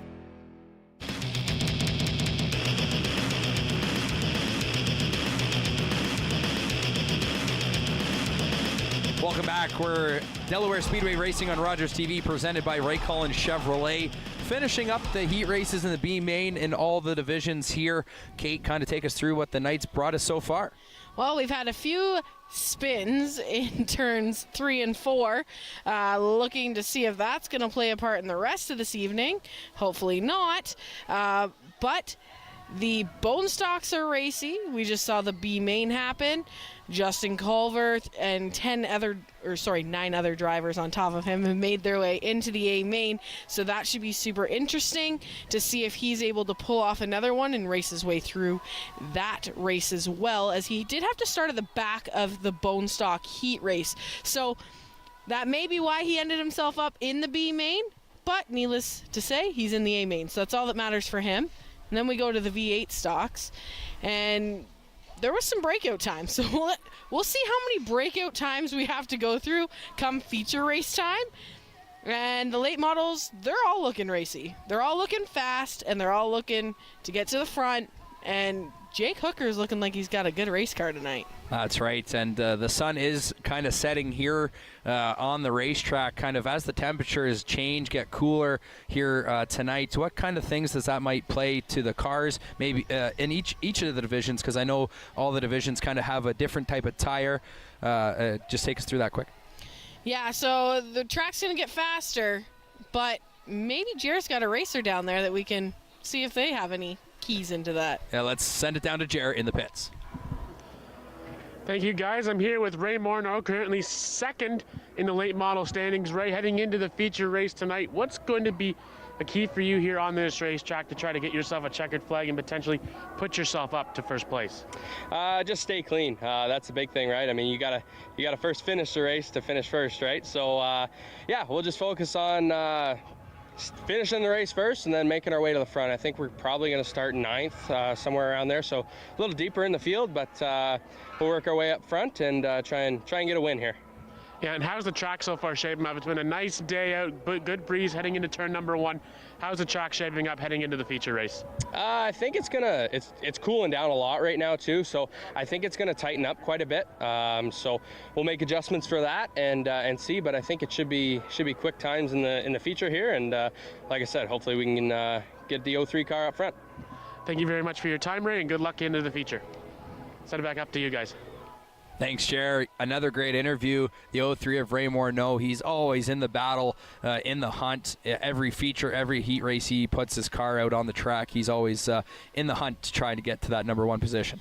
Yeah, he's had an interesting season, a little bit of bumping and banging the first week. Then the second week, he just gets to sit back in third. The 2 at the very front kind of get into a scuffle, and he just slides through and takes the win.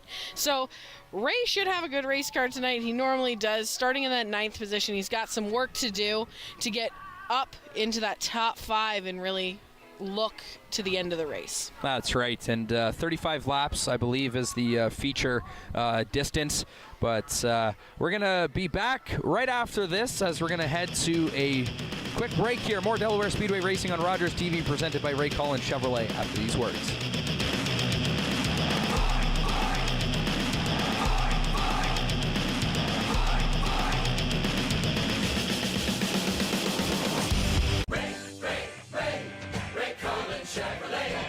Ray saves you money, and that's the key on Chevy, Buick, GMC. Ray Collins Chevrolet. You should drive by Ray today. Jeff from Chillin' and Grillin' with Jeff here, and we are back for another incredible season of Chillin' and Grillin' with Jeff. We're going to tour some amazing backyards. We're going to meet up with some great folks, and we're going to cook some incredible food. Join us Thursdays at 7:30 for Chillin' and Grillin' with Jeff.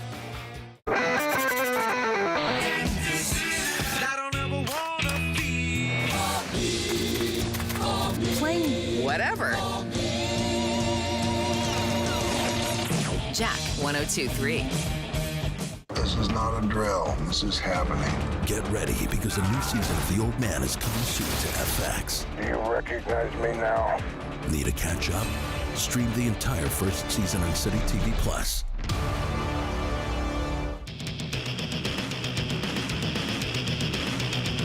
We're back. It's Delaware Speedway Racing on Rogers TV, presented by Ray Collins Chevrolet. And I believe our third member of the crew, Jer, is down in the pits with an interview. We'll send it down to him. Thank you, Kyle. I'm here with the number 30 machine of the Pro Late models here, Jonathan Arts. And Jonathan, you got yourself a feature race here tonight. What's going to be the key for you heading into that feature race to try to get yourself up into the checkered flag and win the race? I'm just out here having a lot of fun with the Casey Cash Racing number 30. Just trying to get a lot of laps in, get some experience. It's my second race, and just having a lot of fun with the guys and get a lot of experience. That's the goal tonight. Yeah, obviously being one of the rookie drivers here at the Speedway, what have been your takeaways so far? What have you learned being out on the track just a couple of races in? Every lap's a learning experience. It's most frustrating not knowing the lingo with the guys and not knowing what to say to the car, what the car's doing and whatnot. But yeah, it's just a lot of fun. We're out here having fun for the kids, and yeah, it's great. Yeah, thank you so much for your time, Jonathan, and I'll send it back to you upstairs. Thanks a lot, Jer. That was the 30 of John Arts, a rookie driver in the Pro Late Model division that Jer was just interviewing. Take us through being a rookie, especially in a Pro Late Model class. It's kind of the best class we got out here on a Friday night at Delaware Speedway. It's a pretty tough class to just jump into. That's a lot of race car to get behind right away. It's been a long time since I've been a rookie, so I know switching divisions, there's always a learning curve. But like I said, it's been a long time, so I can't even really wrap my head around it anymore. But that is a lot of car to get behind the wheel of, step out with these guys that have been racing. Like, take Ray Morneau. He's been racing since I think he was like 6. Patrick Friel's been racing since he was 8. A lot of these guys have been behind a car and in a driver's seat in some capacity for a really long time. Joe Lawrence, I mean, that guy's probably run just about everything. He started with us in the junior late models here at Delaware as well. So I mean, a bunch of us have grown up together, and it's got to be a whole lot of race car and probably a little bit intimidating to just jump in that seat and get out there with some of these guys who have been doing it for years. No, we'll see what he's got in the feature, but first we're going to go for another break here. It's Delaware Speedway Racing on Rogers TV, presented by Ray Collins Chevrolet.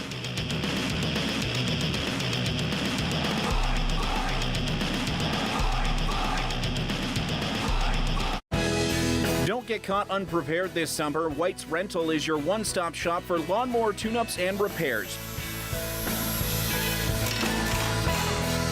You can visit us at our new location, 785 Little Simcoe Street.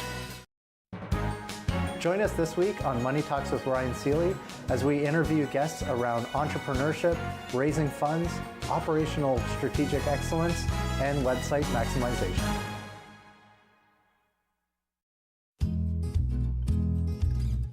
In The Paint Box, host Jane Roy puts a spotlight on various aspects of the vibrant visual art community in the City of London. Like just generally, galleries have had great relationships with their artists. They're the ones that kind of promote them. Sometimes one of the things I've really appreciated about you is you're also an encourager. The Paint Box, Mondays at 5:30 p.m.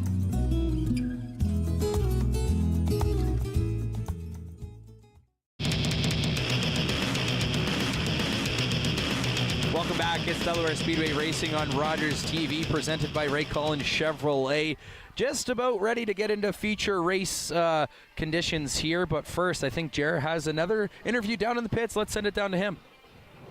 Thank you very much, Kyle. I'm here with another rookie driver here, the Pro Late Models, the 14 machine of Paul Major. And Paul, this has been your third race so far here at Delaware Speedway. What's it been like there so far out on the track, and what have you learned so far being out on track? Well, yeah, third race, like you say, I jumped right up Pro Lates. This is my first racing experience ever, so I kind of took a big leap doing that, and then it's been a big learning curve catching up to them. It's really competitive here in the Experience Camping Late Model Series, and I feel like I'm starting to get more confident with my line and everything, and I was really happy about tonight. And right now we're having clutch issues, so I think that'll derail our night tonight, but I feel like giving it a few more races, then I'll be able to race a little more and get up front with other guys. But yeah. So obviously, being so new to this Pro Late Model, what's going to be a key for you down the stretch this season to try to learn anything from any of the other drivers? For me, I need to get more laps in, and then I got a good system back at the shop with WMI. David White knows a lot what he's doing, and I'm slowly getting to know the other guys here, and I know a few other late model drivers throughout the other series that'll help me out. But yeah, I just got to keep learning, and hopefully it gets better than this. Yeah, thank you so much for your time, Paul, and I'll send it back upstairs. Thank you. Thanks, Jer. We're going to get to feature race movement here, but first, another break here. We'll be back with more Delaware Speedway Racing on Rogers TV, presented by Ray Collins Chevrolet.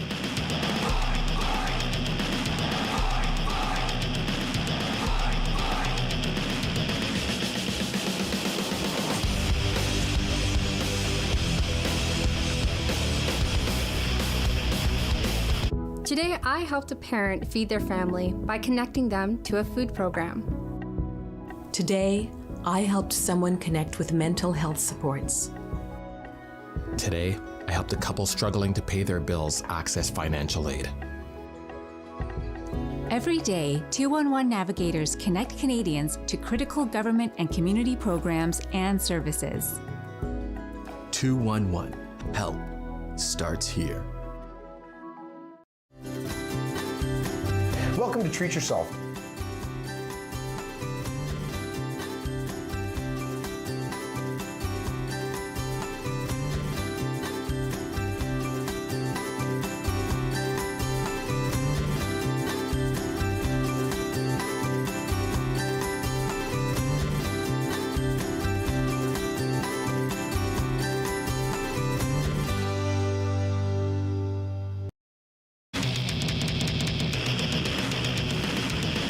Welcome back here. It's Delaware Speedway Racing on Rogers TV, presented by Ray Cullen Chevrolet. Getting ready for feature races. First up is going to be the V8 stocks. We got one to go here, this time by the line. Next time around, it's going to be green flag racing. It's going to be the breakout time that we're going to have to watch here in this division to see who eventually is going to come away with the victory.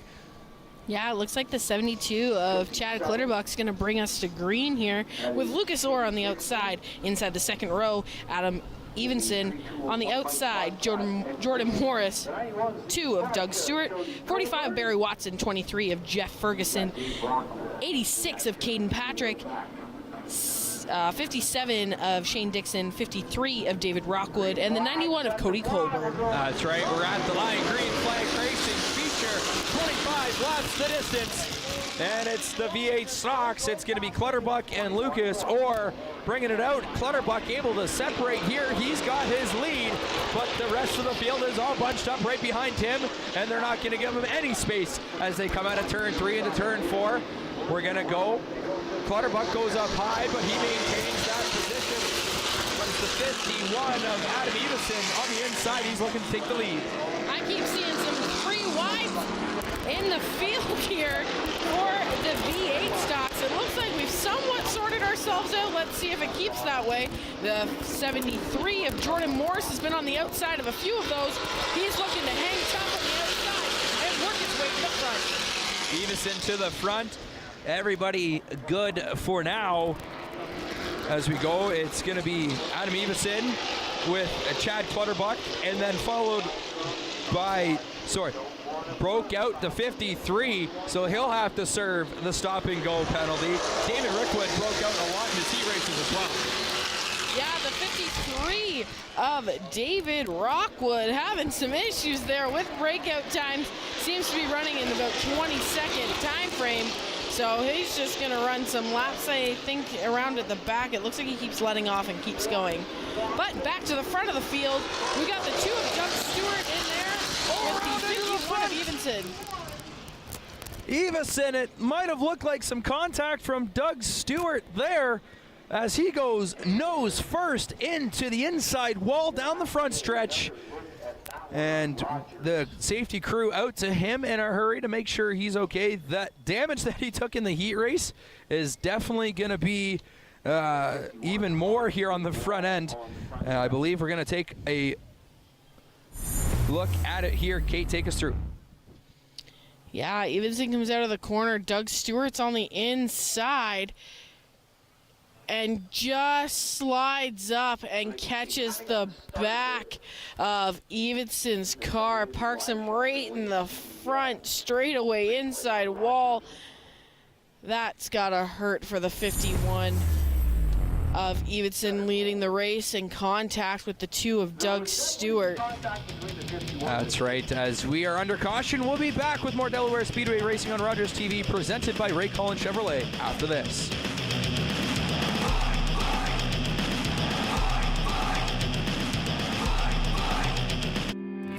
Hi everyone, my name's Emily Febri. I'm also known as Ranger M. I'm an environmental communicator and educator, and I get to talk to a lot of different people about all things nature and conservation. I love to knowledge share, and that's what I want to do with you. So come on, let's go learn with Ranger M.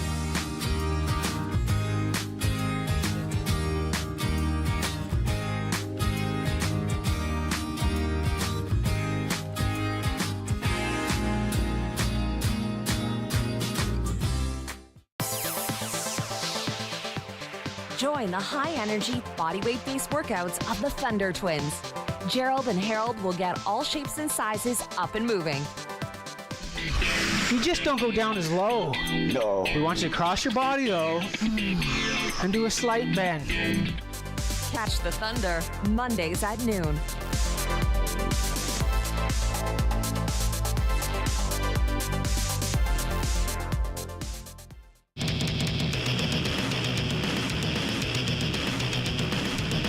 We're back here, Delaware Speedway Racing on Rogers TV, presented by Ray Cullen Chevrolet. Under caution, I believe we have another look as to why we are there, Kate. Yeah, the 2 of Doug Stewart It looks like he's coming out of the corner and just gets stuck on something, slides up the track into the 51 of Evenson, which puts him straight into the front wall. Now, Evenson was able to back up the 51 there off the inside wall and drive off. I believe they're in their pit wrenching on that car. It looks like they're down there. They're pulling away. I can see a nice safety vest down there, so able to pick them out right away. They're trying their best to get that 51 car back out on the track. That's right, as they're working feverishly there to try and get the front end away from the tires. That's the big thing there. If you get it pulled away far enough that it's not going to cut down the tires, we got a look here. The 51 of Evenson going to try and get back on the track for this feature, as he will still have an opportunity to possibly get to the front of the field. We have 22 laps left in this feature. It's he's a little worse off than he was starting this race, but nonetheless, he's able to get back onto it. Well, if it's a race to the start-finish line, his nose is a little bit shorter, so he better mash the gas just a little bit harder. Mash the gas, but be under that, be over top of that 21.1 breakout time, as Evenson getting to the back of the field. Pace cars coming in and down the pit road entrance, which means we're going to go green flag racing. That's right. It's going to be Clutterbuck, the pole car out of the restart zone, I do believe, as he mashes the gas. Luke Orr gets into the back of the 73 of Jordan Morris a bit, but Morris able to come away on the outside with the lead. Clutterbuck follows the second. Lucas Orr and the 45 of Barry Watson battling for that third position. 73 of Jordan Morris really takes that first lap to get as many spots as he can, knowing that it's going to be harder to break out on the first lap. So getting the best start that he can is his best case scenario. And we've seen with Morris as well, whether he's the pole car or not, he loves that outside line to gain those positions when you can just try and hit the throttle as far as you can. So it's Morris going to come to the line. He's going to lead. It's going to be 20 laps to go across the line. Clutterbuck in second. And then it's Orr and Watson again, still battling for that third spot. It's Watson in third, just by a hair. Oh, and he's able to pick the bones of Clutterbuck. That's Clutterbuck drifts high on the backstretch. Watson in second. He's trying to chase down Morris now. 53 did break out again, the 53 of David Rockwood. Now, it did look like the 72 of Chad Clutterbuck kind of take the outside wall coming out of 2 last time by, which got him a little bit squirrely. 73, Jordan Morris is out to the races there. He's going away with this thing. There's the 53 of Rockwood, start serving his stop and go. He's going to just pull her into the pits, down out of the back. And we'll see if he manages to come back out. But it's now Morris and Watson in a battle for first and second. Out of turn 2, down the back.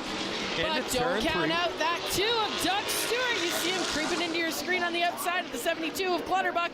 He had to go to the back of the pack, deemed an accident car, but he's back near the front.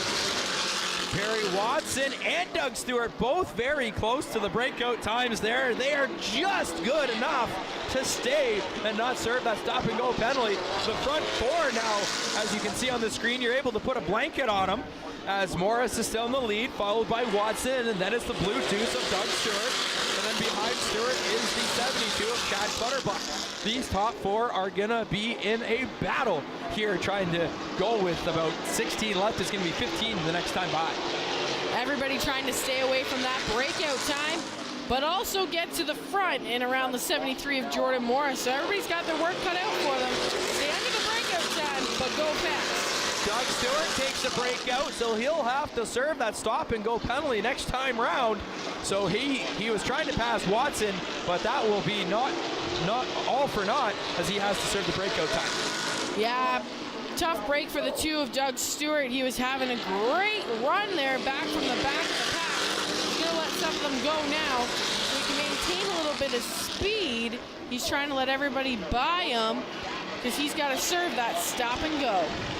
As we see on our screen, he goes, and you'll see him too. He has that late model kind of look to his car here in the V8 stock division. He serves a stop and go. We're back. It's Jordan Morris still in first, and he's been running very clean times around the racetrack. He has his strategy in sync here, trying to make sure that breakout time is not a factor. Yeah, the 73 of Jordan Morris really backing it off at the start-finish line if need be.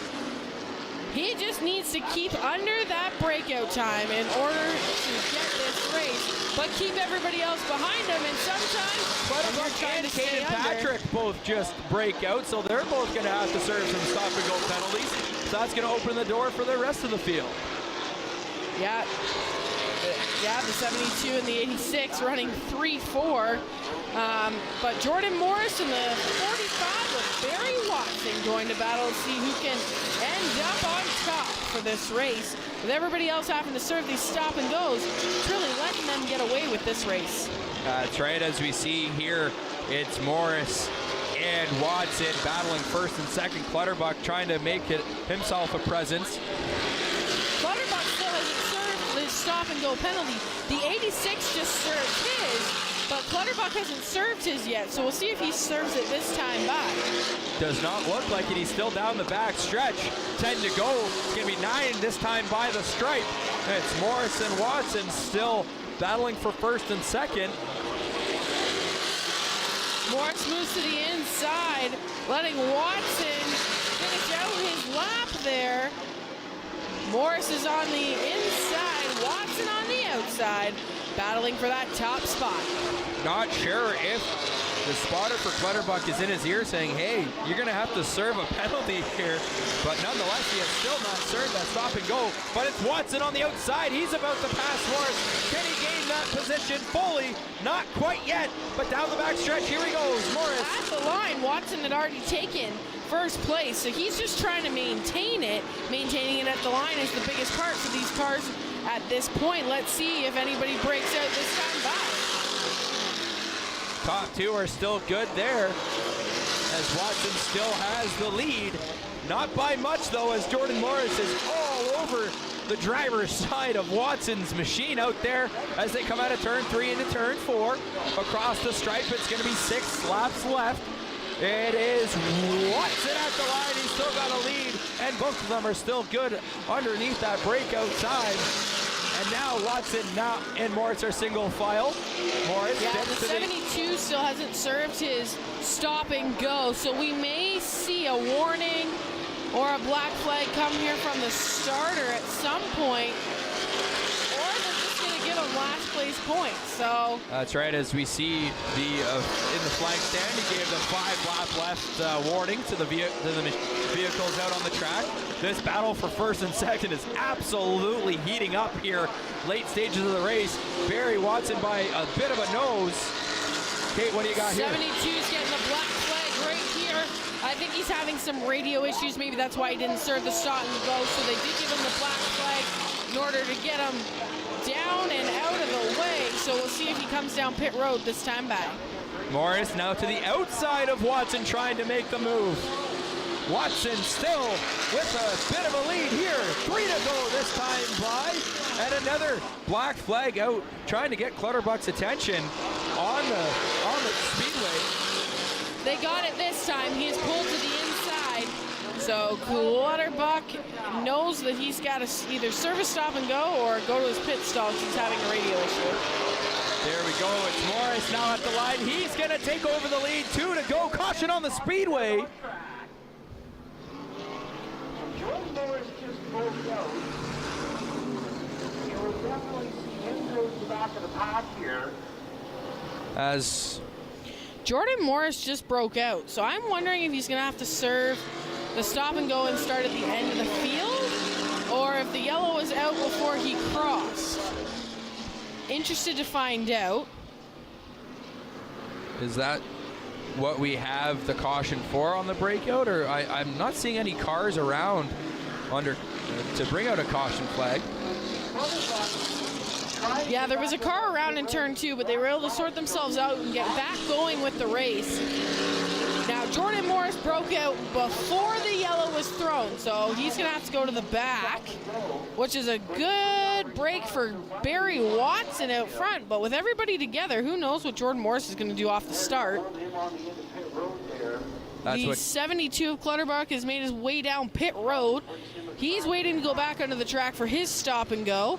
The yellow came out in good timing for him because the 22 late model of Schrenk was actually blocking the access to coming through the pits and back onto pit road. So Clutterbuck was kind of sitting there. So good thing that the yellow came out when it did, or Clutterbuck may have been a little bit heated too with the fact that he couldn't even get through to finally serve his penalty. That's right, as we're going to have 3 to go once we're back to green flag racing. It's Barry Watson going to be the pole car. And it is confirmed the 73 will have to go to the back as he broke out before the yellow was thrown.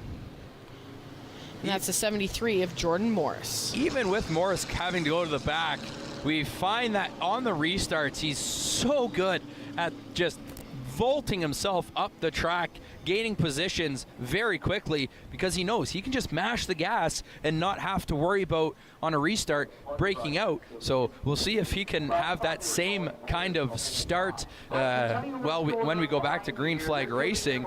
It's going to be quite the look here as we get a look at the 72 machine. And the 72, they're trying to confirm that his radio's working. So that's what's going on here, is they're trying to confirm that his radio's working in order for him to re-enter this race. As you see, I believe that's Noel down there in the official shirt, trying to see if everything's working and see if they're able to get going. Looks like everything is window net is down on Clutterbuck's machine.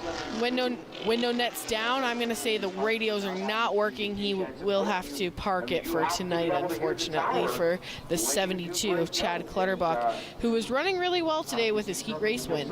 That's right, as the light, we're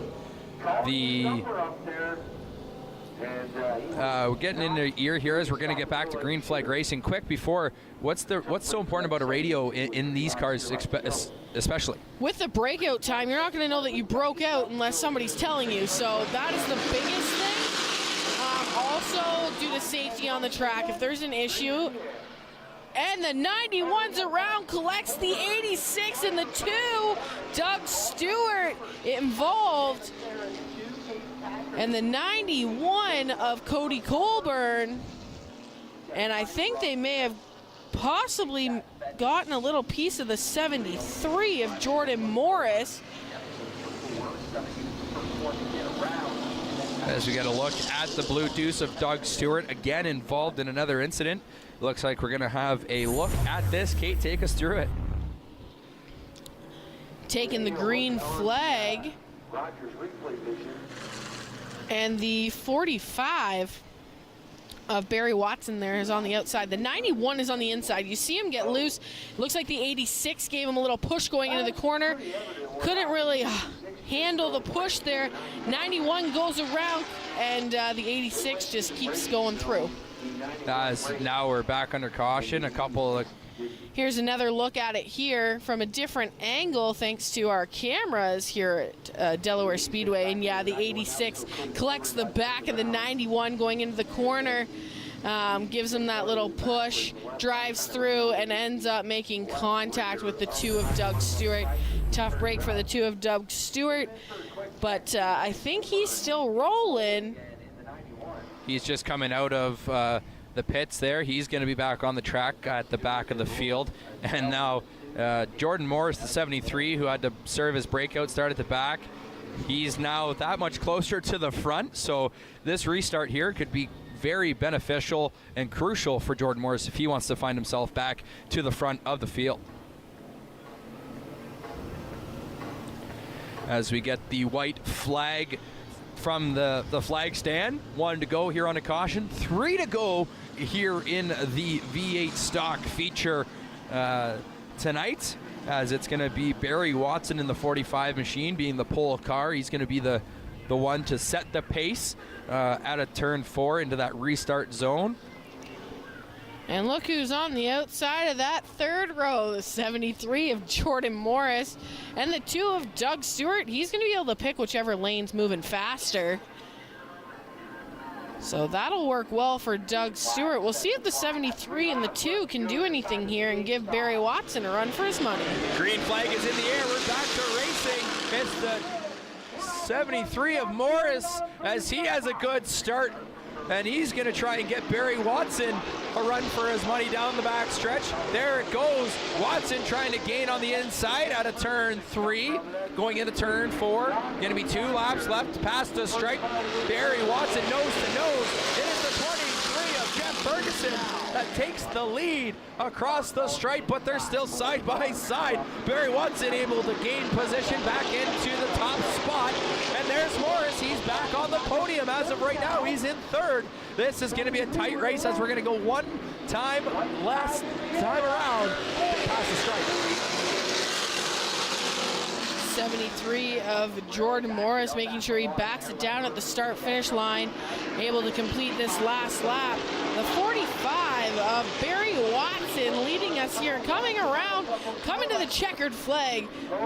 Jordan Morris to the inside, but the 45 of Barry Watson will take the checkered flag, followed by the 23 of Jeff Ferguson and the 73 of Jordan Morris. Way to go, Jordan Morris in the 73 machine, having to start at the back and then another caution, and he's able to find his way to the podium. 3rd place finish. Good for him. But we see the 45 machine of Barry Watson as he's going to come all the way around into victory lane and celebrate a feature race win here on this Friday night at Delaware Speedway. Very nice night here at Delaware. Momentarily, once Barry is out of the machine, we're going to send it down trackside to none other than Jordan Mosley, as he does every week, those post-race, post-victory interviews. And now we're back down. We'll send it to Jordan Mosley. Oh, as we get a look here, Barry Watson, Barry the Bear Watson, gonna take his helmet and Hans device off and his 5-point harness and get all the safety mechanisms off and out of the vehicle. Steering wheel comes off as well. There we go.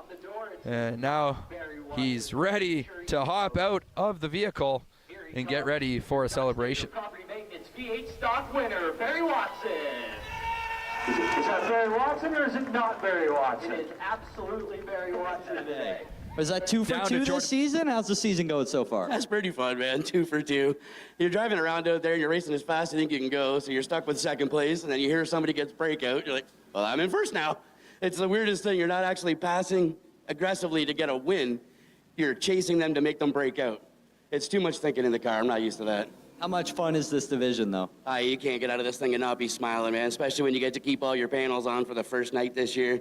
No work to do now. We get to put it back in the barn and bring it back out with some bird poop on her and carry on. And I know you got a lot of people you want to thank here. For this one, we got to thank Watson Racing. We just got to thank Dock Stater Property Maintenance. Got to thank Delaware and all they've done. This track is phenomenal. It's so much fun to be involved. Even if we're not in the late model now, it's a blast.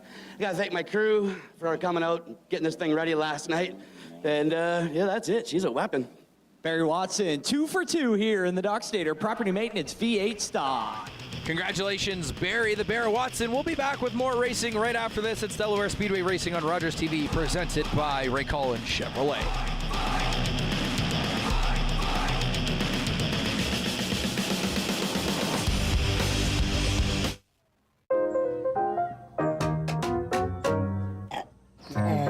Bless you.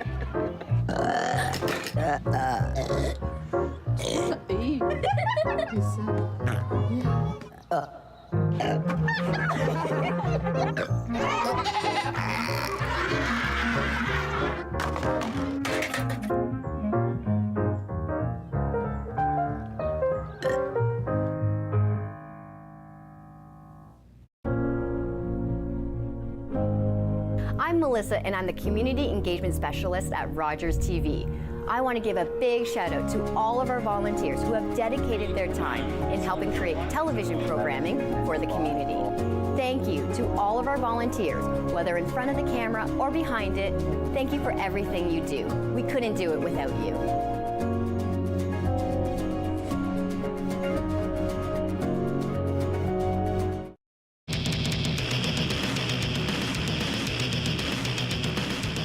back, race fans. It's Delaware Speedway Racing on Rogers TV, presented by Ray Cullen Chevrolet. Just finished the V8 stock feature, and now we're going to get ready for the bone stock feature here.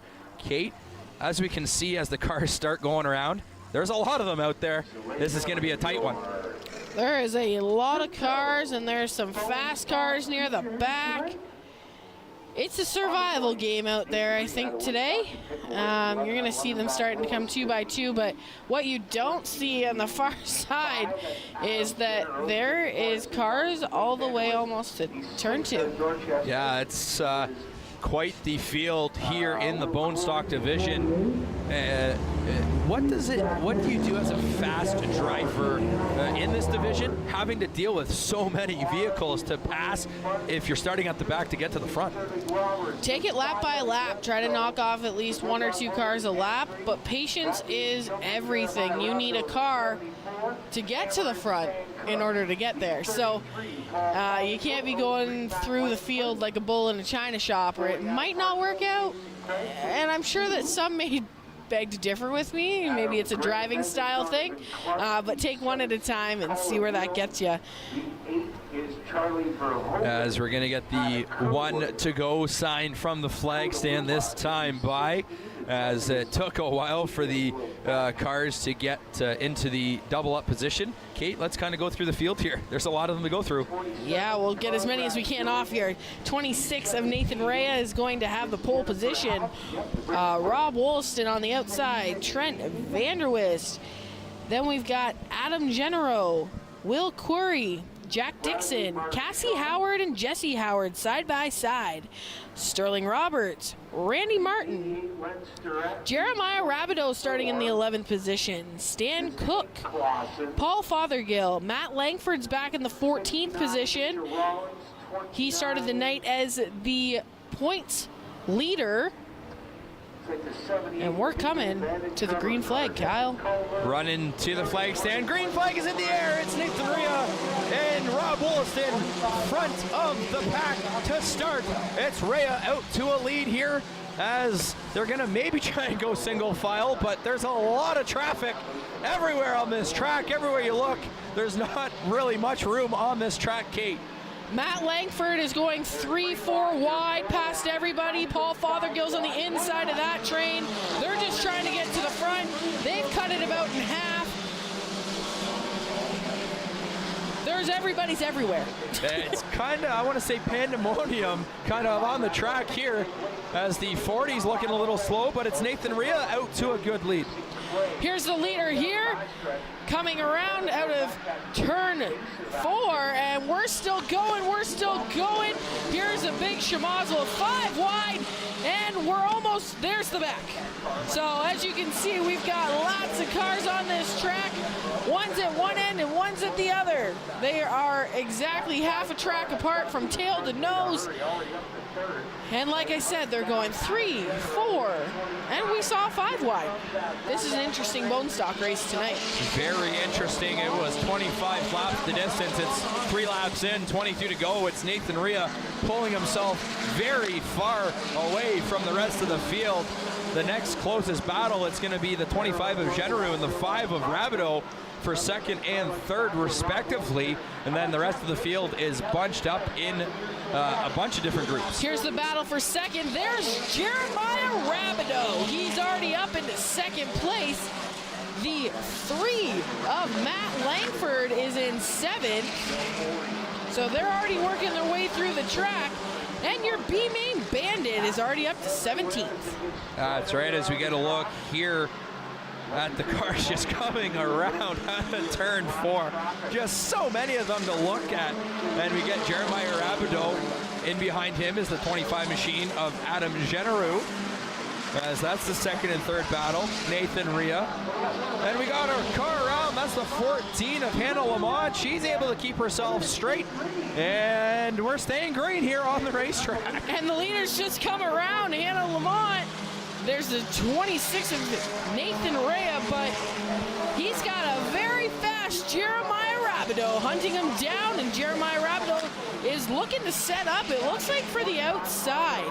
But it all depends on where this lap car ends up in this situation.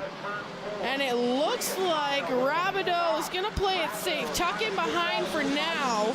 He was almost able to use that lap car as a pick. Yeah, he thought better of it. It's like, hey, we still got a lot of race to go. I'm going to play it safe this way and maybe make my move at a different point of the race. We have 18 to go. It's Rabideau and Rea battling for the first and second position. Rabideau on the outside out of turn 4. Coming to the line, it's going to be Rea still in the lead. It's 17 to go here as we cross the stripe. Lap traffic going to be a factor here for the leaders, as it's going to be how do they maneuver through it. Rea and Rabideau are doing a great job going through lap traffic to this point in the race.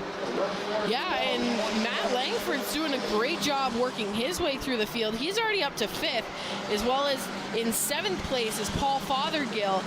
And your B-main bandit, the 78 of Justin Culver, is up to 14th.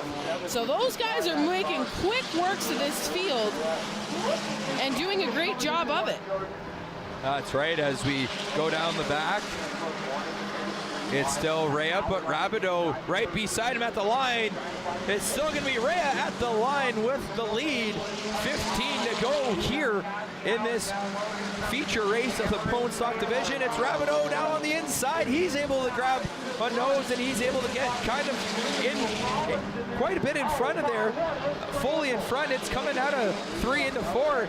It looks like Rabideau is going to take over the lead here at the stripe. Yeah, Rabideau's making quick work, and now he just wants a distance. He just wants to make a gap between him and Rea and see no yellow in his sights. That's right. It's never good to see a caution here, as it's Rabideau in the lead. Rea now has to play catch up here, trying to chase down the back end of Rabideau. Lap traffic going to be coming up for Rabideau here across the line. It's going to be 13 to go, and it's going to be a heck of a race finishing up here. 13 laps with lots of cars still on the track, Kate. Yeah, there's cars everywhere. I think we only lost 1 off the track, maybe 2. Started with 36. And a lot of our drivers started near the back of that, so good on them for working their way through the field. Matt Langford is up to 3rd, Kyle, so he has done great maneuvering all of these cars out there. Justin Culver's up to 12. And good on the 13 of Taylor Everest after that bad wreck earlier tonight. He is up to 17th. He's inside the top 20, so that is a great job by him. Jeremiah Rabideau is definitely putting a gap between him and 2nd place of Nathan Rea. As they go down the back stretch, Jeremiah Rabideau stretching his legs in that lead, as it's going to go about 10 to 15 car lengths away. As we look here, he's going to cross the stripe. It's 10 to go, as he's now marring in some lap traffic. He makes a quick work of the 92H of Houston out there. Rea is going to have to do the same thing down the back. Rabideau in a very fast race car tonight, Kate. Man, he's looking fast and ready to go. He is looking fast, but about half a straightaway ahead of him is a whole lot of lap traffic that is racing real hard still. So that's a whole lot of traffic that he's going to have to maneuver up ahead, but he's got a good gap to do it. So as long as he does it cleanly and doesn't get caught up in anything he doesn't want to, it should fare well for him. But he has reached that lap traffic, and he's got a lot of maneuvering to do. As he starts on the outside, he'll dip down to the inside, going into turn 1. Into turn 2, he's going to try and get to the outside, but it's 3 wide in front of him. So he's just going to have to play it safe. He's able to get to the outside on a clear line. And now he's just going to make his way around the lap traffic very safely here, as Kate, you mentioned, Kate, as he just wants to keep his car clean and out of the wall and out of other cars as he's trying to make his way through. So is Nathan Rea coming up in the in the second position. Yeah, you can see the 5 going past the Howard sisters there, the 59 of Cassie Howard and the 23 of Jessie Howard. Rabideau's got the fast race car, and he is just working his way through everybody tonight. As we see the 032, he's working his way through lap traffic. He's trying to catch up to Nathan Rhea to make it into a chance of second. So we'll see what happens here. Jeremiah Rabideau still in first position, coming around down the backstretch into turn 3, passing some more lap traffic. As Jeremiah Rabideau comes out of turn 4, he'll pass the start-finish line, making it 5 laps to go, as he is still way ahead of second place Nathan Rhea. We see on the screen there, Nathan Rhea in the 26 machine. Sorry, that's a different looking machine. It looks like the Rhea machine, but Rabideau is passing more lap traffic as he's trying to stay clean coming across the stripe. It's going to be 4 to go. With 4 to go, it goes Rabideau, Rhea, Langford, Sterling Roberts, and Donovan Clark round out your top 5, followed by Fothergill, Genero, Wilms, Dixon, and Culver in your top 10. Good for Culver, getting from the back into a top 10 spot there. He's going to get some good points if he can maintain that position or even try and get into a better one.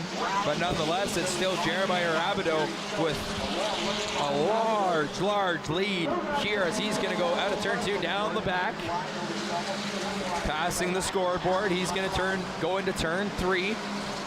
Lots of gap behind him, and second place Nathan Rhea.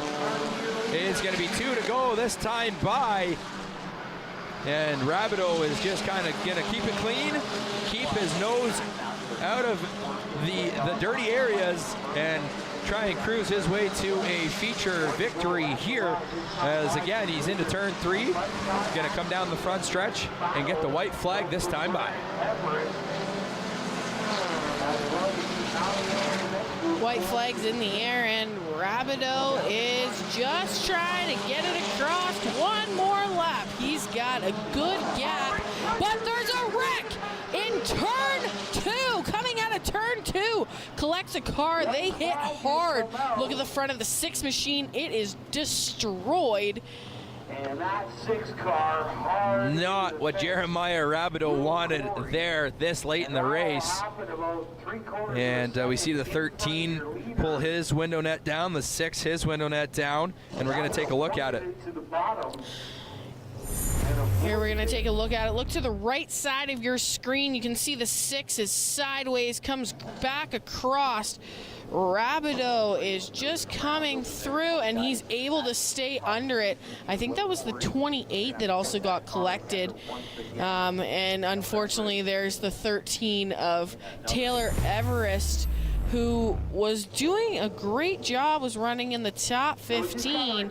After all his bad luck tonight, unfortunately, there's a little bit more. The 6 machine is destroyed.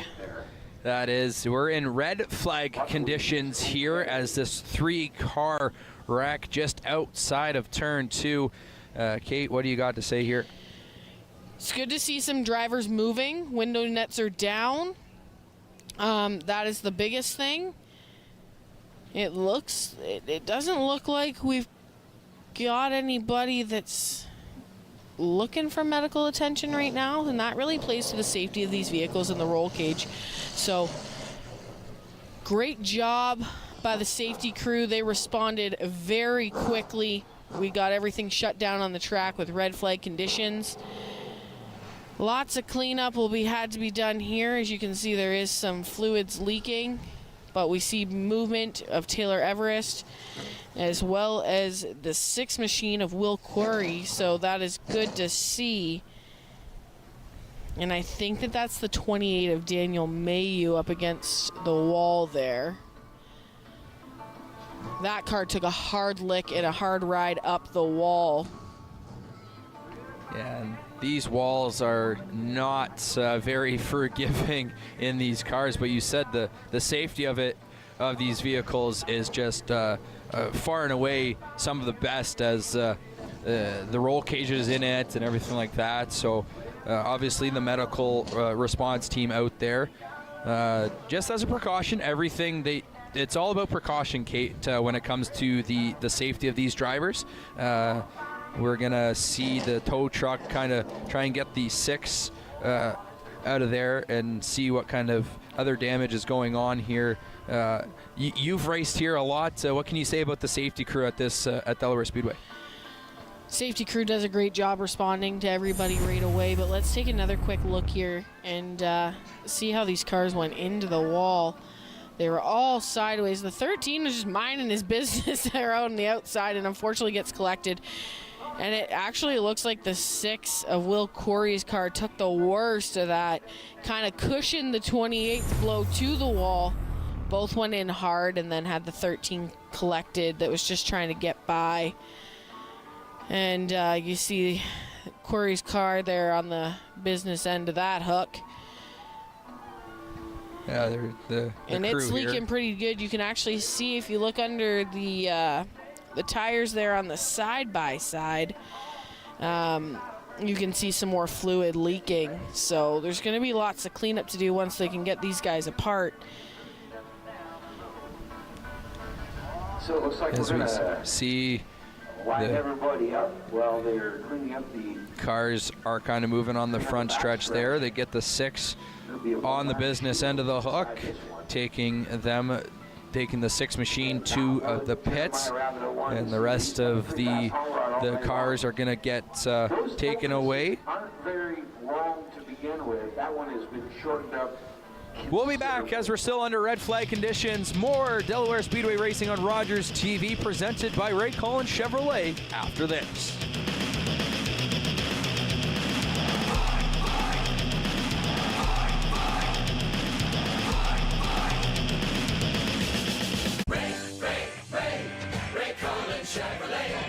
Ray saves you money, and that's the key on Chevy, Buick, GMC. Ray Cullen Chevrolet. You should drive by Ray today. Think before you say it. Don't wind up like me. Imprisoned by your tongue. Doing 1 to 3. Good behavior. You got. It's been a long time coming. You don't win it to keep it, you win it to be a part of its history. Always knew. Always hard to see the difference between winning and losing.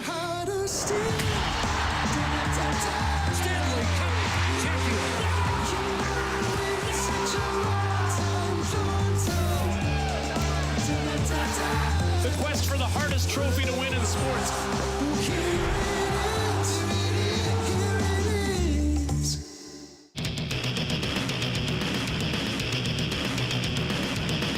Welcome back, Delaware Speedway Racing on Rogers TV, presented by Ray Cullen Chevrolet. We get a look here at the 28 machine of Mayu, as he's going to be put on the business end of the hook, and the safety crew here at Delaware Speedway trying to get that quick dry spread out to soak up the fluids that are on the track, as the hood is up on the Mayu machine. And this is going to be interesting too, to see how the quick dry, as we have one lap here and then the late models out on the track. It'll be interesting to see what it makes for the track conditions for the late models coming up, Kate. I bet you those late model drivers are sitting there hoping that they're going to run those bone stocks through that quick dry for a few laps before they run this final one. And I'm interested to see what this final lap could bring of the bone stocks. That's a lot of cars going green, white, checker. So it could be interesting.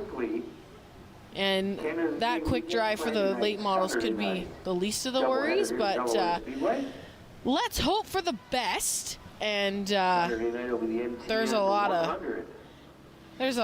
of fluid up there. So like I said, late models are looking, because that's a key spot of the track for them, that they may be coming out of the turn. So I'm hoping that they run the bone stocks a few times over that and try and get some more of that cleaned up before we go late model racing here. That's right. We are still under red flag conditions here at Delaware Speedway. We'll be right back with more Delaware Speedway racing on Rogers TV, presented by Ray Cullen Chevrolet after these words.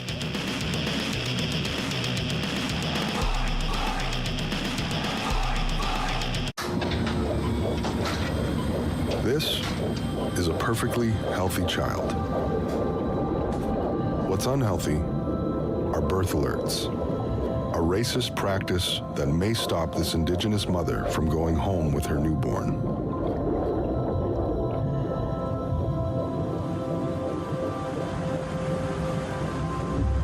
Become an ally. Rise above racism in healthcare. Welcome to Treat Yourself.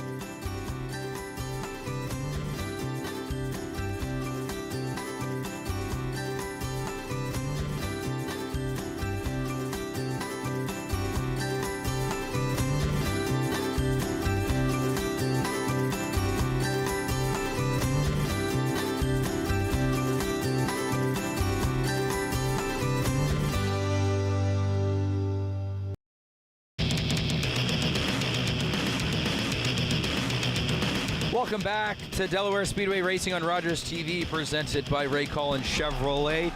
And stay ahead of the curve with the latest Delaware Speedway fashions. From sleek tees to stylish caps, there's something for every speed aficionado. And the best part, new products are continuously being added, so you'll always be on the cutting edge. Rev up your wardrobe and show your love for the track. DelawareSpeedway.com/shop has all the information. We're still under red flag conditions here as we get a look as to why. It's a lot of speed try on the track. The track officials here and the safety crew did quite a good job trying to get a lot of it off the track, as there was a 3-car pile up just outside of turn 2, causing that spill of fluids. As we got to look at it. Kate, take us through it. Yeah, in case you missed it and you're just tuning in now, watch the 13 in the top of your screen, because he gets collected in the 6 and the 28, Will Query, and he just drove that wall as he went sideways. That was a hard hit. It cushioned the blow for the 28 as well. We are glad that all drivers were able to give the thumbs up, and nobody was inside that St. John's ambulance down there. Everybody walked away safe.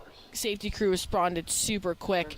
Now we just gotta dry off some of this fluid that's down before we can get back here to green conditions. The lights have been turned back to yellow. The red flag has been taken out of the holder. Yellow flag is out as we get a look at the side-by-side. Cars are now moving once again. Yellow flag placed in the holder. Now we're under caution. Here we got 1 lap left in the bone stock feature, and not something Jeremiah Rabideau was wanting this late in the race, because now that gives the 03 of Matt Langford, who is the point leader right now, a chance to pass him and potentially get the first place points. Yeah, so Matt Langford's up there, and we'll see what Jeremiah Rabideau's got. From what I hear, it's going to be white flag at the line, 1 lap. One lap. So we got a 1-lap shootout here, and we'll see what that brings with the field all tight packed back together. That's right. We got the 1 lap flag, the white flag in the air, so that's going to be the final lap under caution. The lights are off on the pace car here at Delaware Speedway. Cars are all doubling up here to come around the track. And once they get out of turn 4, they're going to look to the flag stand for that green flag. So we're going to go green, white, checkered here in a shootout, with the cars now, as you mentioned, Kate, right packed, stacked, and ready to go. Jeremiah Rabideau going to be that pole car, going to try and lead the pack out of this restart. We'll see what kind of restart everybody has, and it's going to be interesting. Here we go, out of turn 3, pace car off the track, into turn 4, out of turn 4. They look to the restart zone. They're now looking to the flag stand. Green flag is in the air. We're back to racing. 1 lap left here. Rabideau with a good start. He's going to have the lead, but it's Rhea and Langford trying to make a charge up the field. But Rabideau looks so fast, he might not have a shot at getting anybody past him, as we're going to go about 3 or 4 wide here in the turn 4. Rabideau out of turn 4, across the line. No, now it's a white flag. We're going to go white. 1 flag left. Green-white checkered. Green-white checkered here. Rabideau does strengthen his legs here, and now it's going to be a battle for that second position. Rabideau has first kind of in his sights. Rabideau out of turn 4, the final time, the double checker's in the air. There it is, Jeremiah Rabideau. Then it's the 52 of Donovan Clark, Sterling Roberts, Nathan Rhea, and Matt Langford able to finish 5th in the field. Kate, take us through some of the other finishers here in this heat race. Yeah, in 6th place was Paul Fothergill, and 7th was the 17 of Colin Wilms.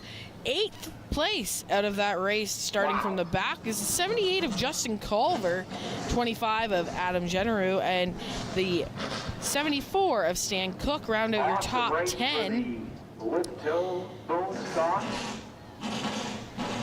So your top 10 were looking pretty stout there, and we're able to jostle for position there at the end. As we look at the 5 of Jeremiah Rabideau pulling it into victory lane.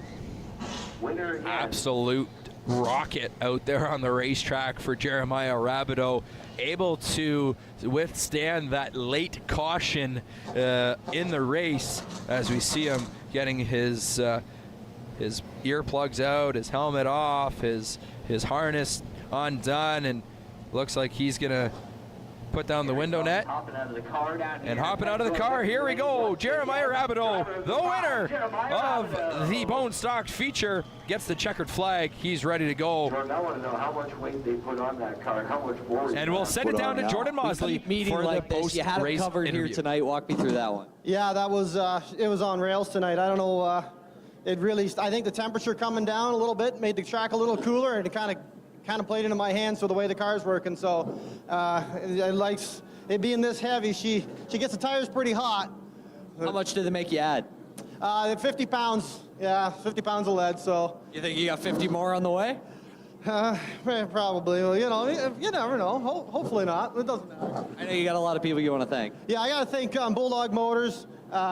He's Bill Mitchell. He's my biggest supporter. I want to thank my family and everybody. I want to thank the Toyota Lift Tow. They coming on board, helping us out here, and we got Pennzoil Victory Lane. We got to thank them guys tonight too. Jeremiah Rabideau, no stranger down here to Pennzoil Victory Lane. And we'll be back with more Delaware Speedway Racing on Rogers TV, presented by Ray Collins Chevrolet, after this.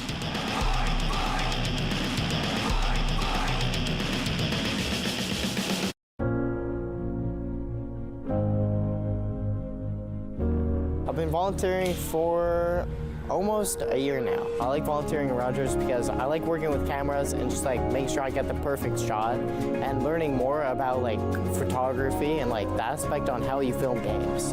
Well, some of the best parts about volunteering with Rogers is just learning, getting to meet new people while you're doing it, and just being behind the camera and learning more as you go.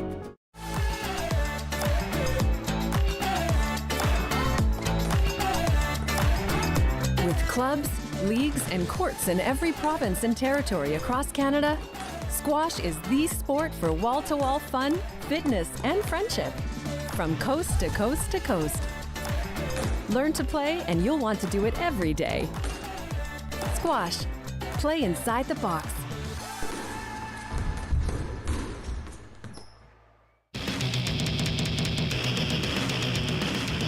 Welcome back. It's Delaware Speedway Racing on Rogers TV, presented by Ray Collins Chevrolet.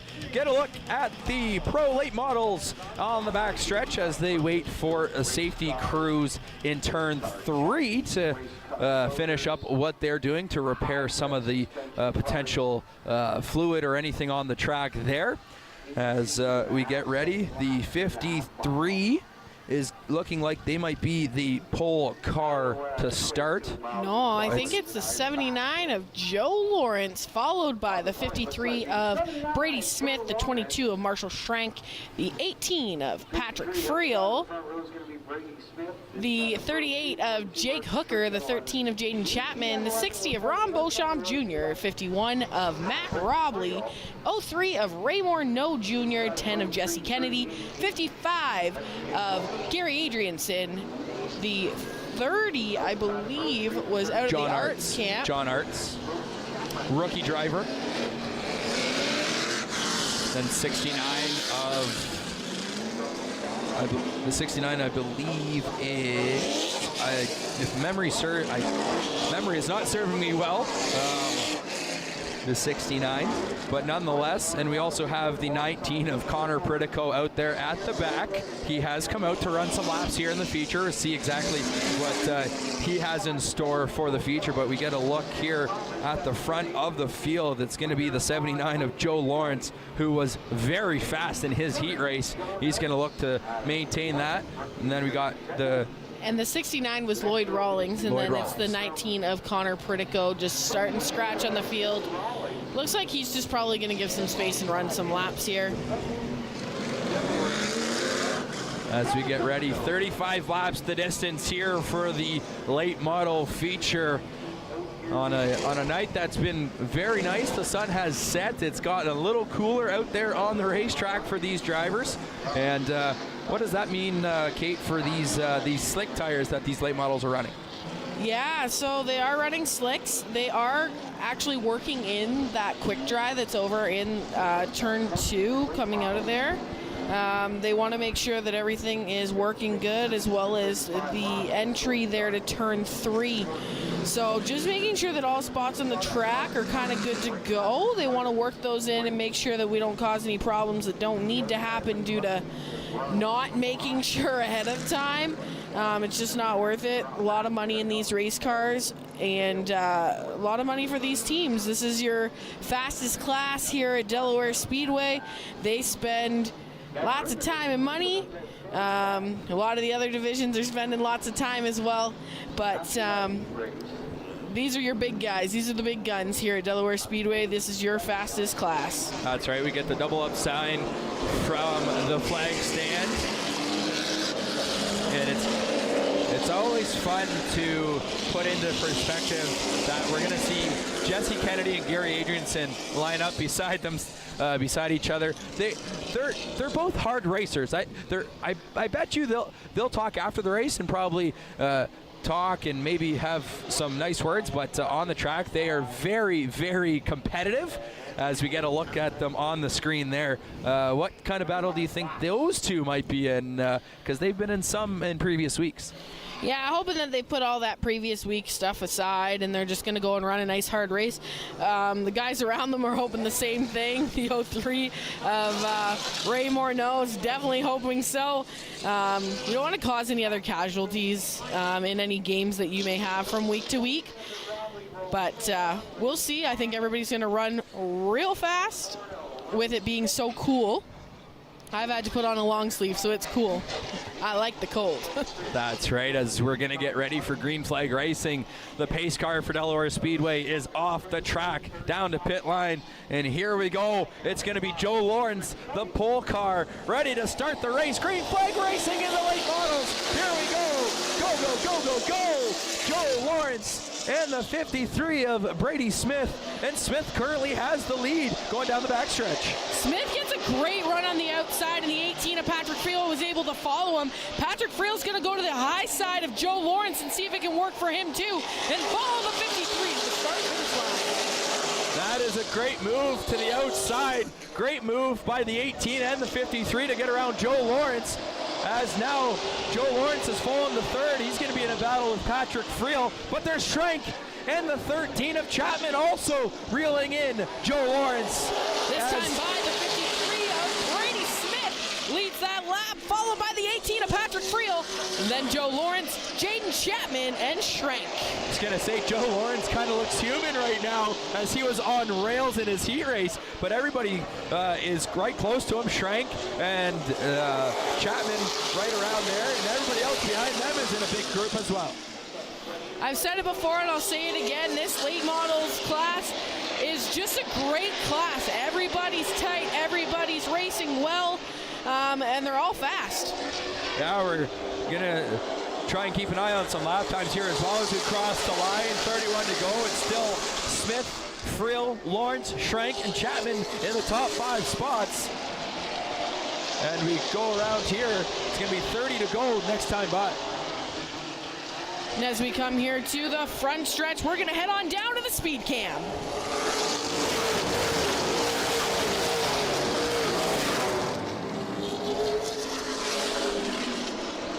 Always nice to hear the roar of the late models as we have at the front. It's Smith and Friel, but then we also have Gary Adrianson on the outside. He's going to try and pass Ray Morneau and head up into the back of Jesse Kennedy, but the front two are trying to pull themselves away. Late models lap times are down in the 19.1s, running some fast times out here.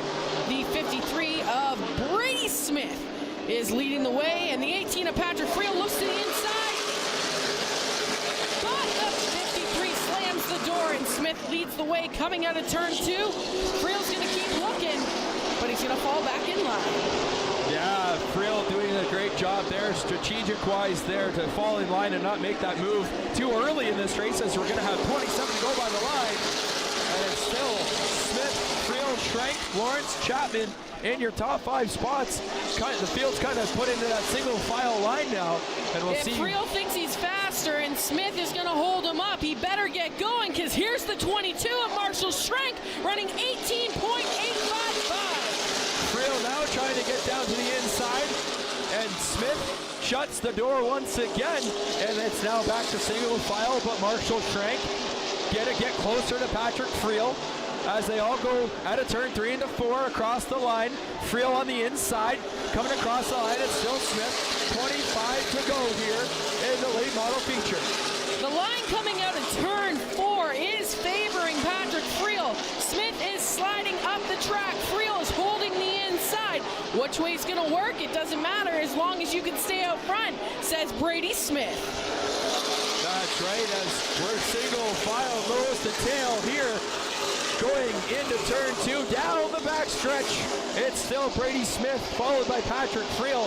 Schrank making his voice known as well, and so is Joe Lawrence as he's trying to stay in the fray as well. Crossing the line, 23 to go.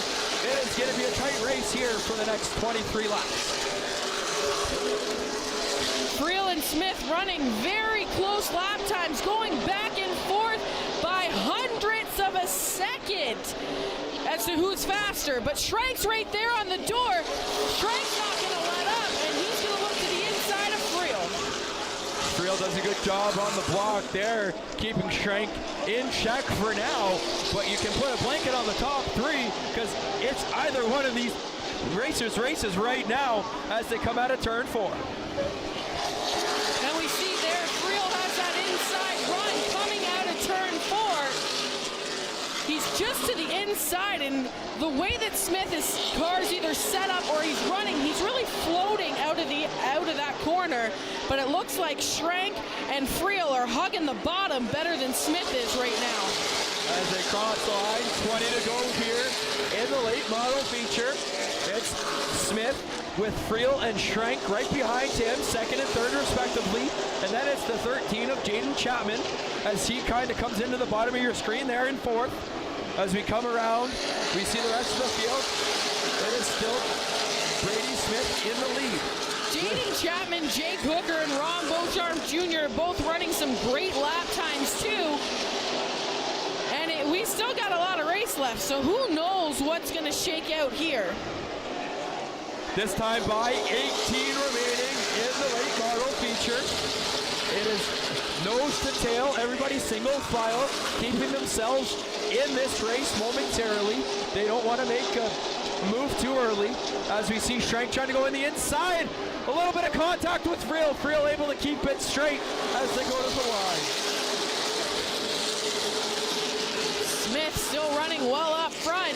He's able to get a car length at least on Friel with the little incident there with contact made between the 18 and the 22. See if they're able to catch Brady Smith.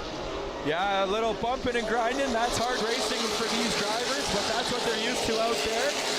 As we're still single file, it's Brady Smith, followed by the 18 of Friel, and then the 22 of Schrenk, and then it's the 13 of Chapman. Beauchamp Jr. trying to put himself into the contention, as that's the top 5. You can put a blanket on them, as they're all kind of nose to tail at this point of the race. We got 15 to go in this feature race. It looks like the 38 of Hooker is going to possibly be out of this race, pulling into the infield. The 19 of Connor Pritico is also pulled into the infield. Like I said, I think he was just here, run some laps and shake down the car. He was the fastest lap time on the track tonight. We still have a good race here. Friel able to get a distance away from Schrenk. As we look here, Schrenk, Chapman, and Beauchamp Jr. in a spot in a battle for 3rd, 4th, and 5th, respectively. As it's to the line, we got 13 left here in this late model feature. Yeah, the 22 and the 13 definitely mixing it up. The 13 of Jaden Chapman's got a real fast race car right now, and he's doing his best job to try and get around. The 22 of Schrenk.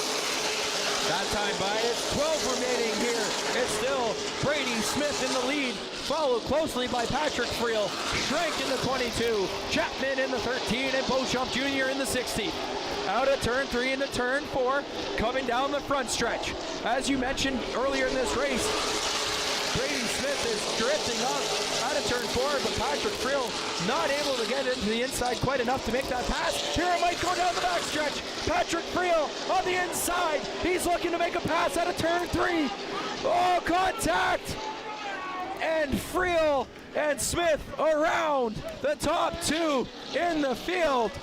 And there are some sparks out of the 18 machine there, and that'll bring a caution out on the track as Friel gets it back started. Good job on the 18 to keep it off of that wheel. 18 went into the corner on the inside line, had the line. 50-50 tickets out, please. It's on a red ticket. We got a couple of looks here. Kate, take us through them. Going into the corner, the 18 has the line. It looks like the 53 turns in, kind of pinches him down. They both get sideways. No contact made, though, until Friel eventually skips over the front hood of Smith. But it looks like that was just hard racing, and they both just went together. It doesn't really look like there was much contact, maybe a little tap, but it's that same area that the V8 stocks and some of the bone stocks had an issue with coming out of turn 3 into turn 4. So maybe there's something a little bit on that the track there. It looks like they're going to try and get that rear tire fixed on the Friel machine in the pits. He's going to try and get back out there. He will then have a lot of ground to make up, as he will have to start at the back with Smith, as well, as they were both the incident cars there. Yeah, they're under the back of the 18 machine. I'm wondering if somebody's got fluid, and I'm hoping it's not that car personally, but nonetheless, they're looking under the 18 machine, making sure that they're good to go. And we're going to take another look here. If you're just tuning in, here's what happened that brought out this caution. This is a race for the lead. 18 goes to the inside of the 53. They're both having fantastic runs, and he goes to the inside, and it just looks like they both get loose midway through the corner. It doesn't even look like they even touched. It looked like they were almost like synchronized swimming until right there. By that point, neither of them's got control, and they're doing their best to just keep it off of everything. Looks like the 18 of Patrick Friel is going to rejoin the field. The 53 and the 18 back both on track. Again, there was no contact made until the 18's car kind of went up on the hood, but by that point, they're both sideways. They're both holding on. Good job on the rest of the field for avoiding it. That was the break that the 22 Schrank wanted to see. That is not what the 53 or the 18 wanted to see. They were both having stellar races out there. Yeah, 11 to go here. We're going to get green flag racing. It's Schrank and Chapman up front. We'll see what the 53 and the 18 have here with 11 left. Can they make enough, gain enough spots left to maybe put themselves maybe back within the top 10? Yeah, they're just racing for points now. Every lap is going to be a point. Get the position, get the point.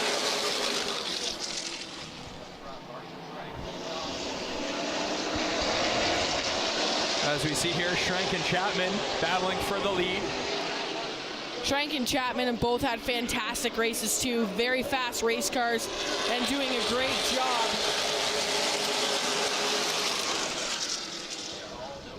They're nose to tail at the front of the pack. A little bit of a wobble there by Chapman, but he keeps it straight down the back stretch into turn 3. Out of turn 3 into 4. Here they come down the front stretch. It's going to be 8 to go this time by Beauchamp and Gary Adrianson finishing out the top 4 right now. And then finishing out the top 5 is the 10 of Jesse Kennedy. Ray Morneau Jr. there in 6th. The 03 of Morneau was drifting out on this racetrack, just trying to keep it going straight. He's running in the 6th position. If we get a look at the 18 of Friel, he is driving with a purpose out there as he's trying to just catch everybody he can. But look at the front 4. Put a blanket on him. They're so nose to tail. Oh my goodness. As they cross the line at 6 to go here in the late model feature. Friel back up to 10th, but still got a long way to go.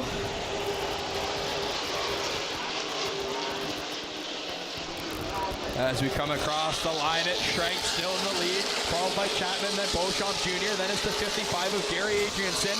Those 4 are far and away above the rest here as Jesse Kennedy's the next one in the line, but he's about 10 car lengths away from the 55 of Adrianson.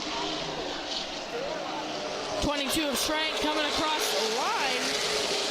Jaden Chapman likes to get a little bit closer and make him work real hard.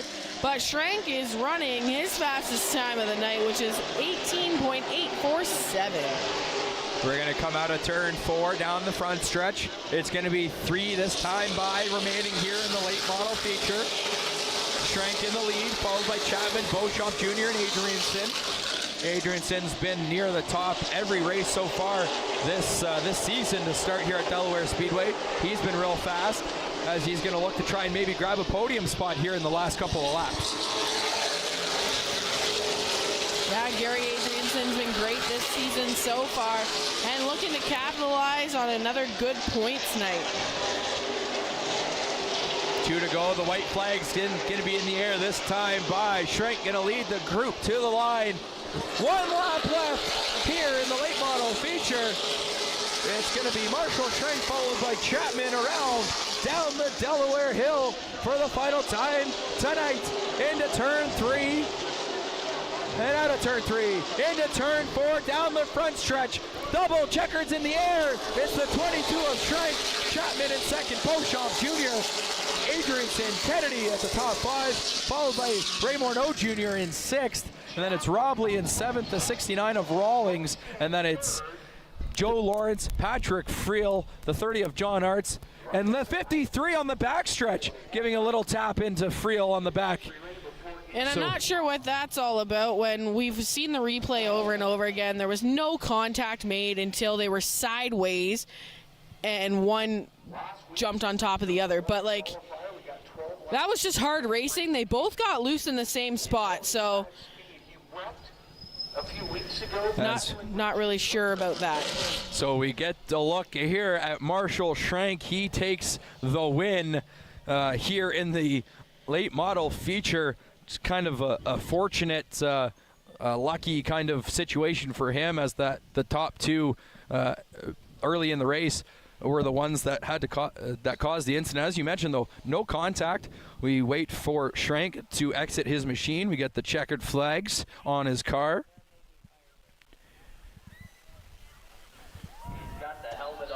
And here we go. He's about to exit the car, gets his hat from his crew members here.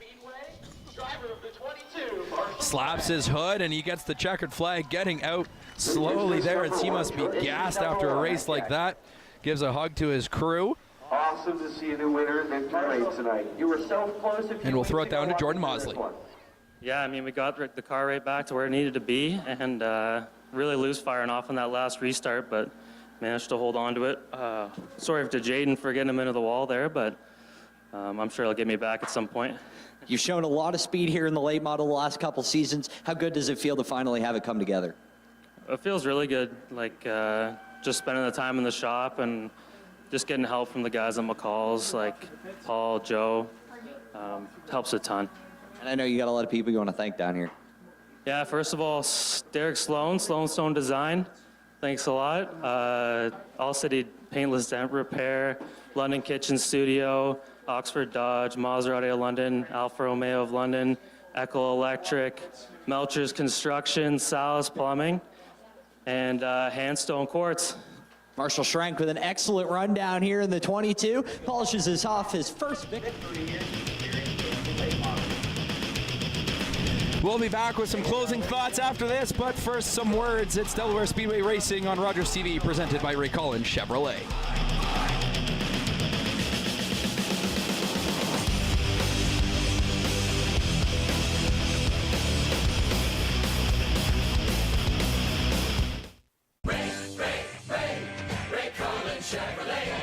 Ray saves you money, and that's the key on Chevy, Buick, GMC.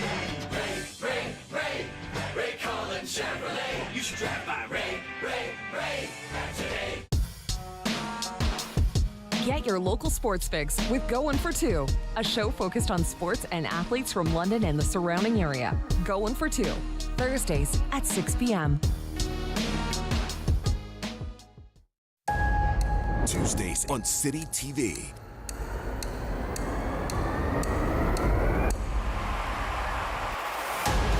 It's summer's #1 show.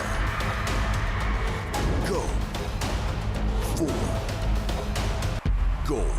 You think there's no way to top it? This season tops it. America's Got Talent. All new. Tuesdays, 8, 7 Central on City TV. Or stream it on City TV Plus.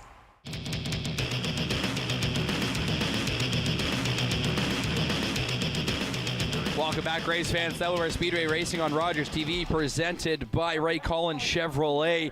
What a great night of racing. We're going to have our closing thoughts. First, we're going to throw it down to the pits to Jared to get what he thought of tonight's action down on the racetrack. Thanks, Kyle. Thanks, Kate. Yeah, great night here at the Delaware Speedway here.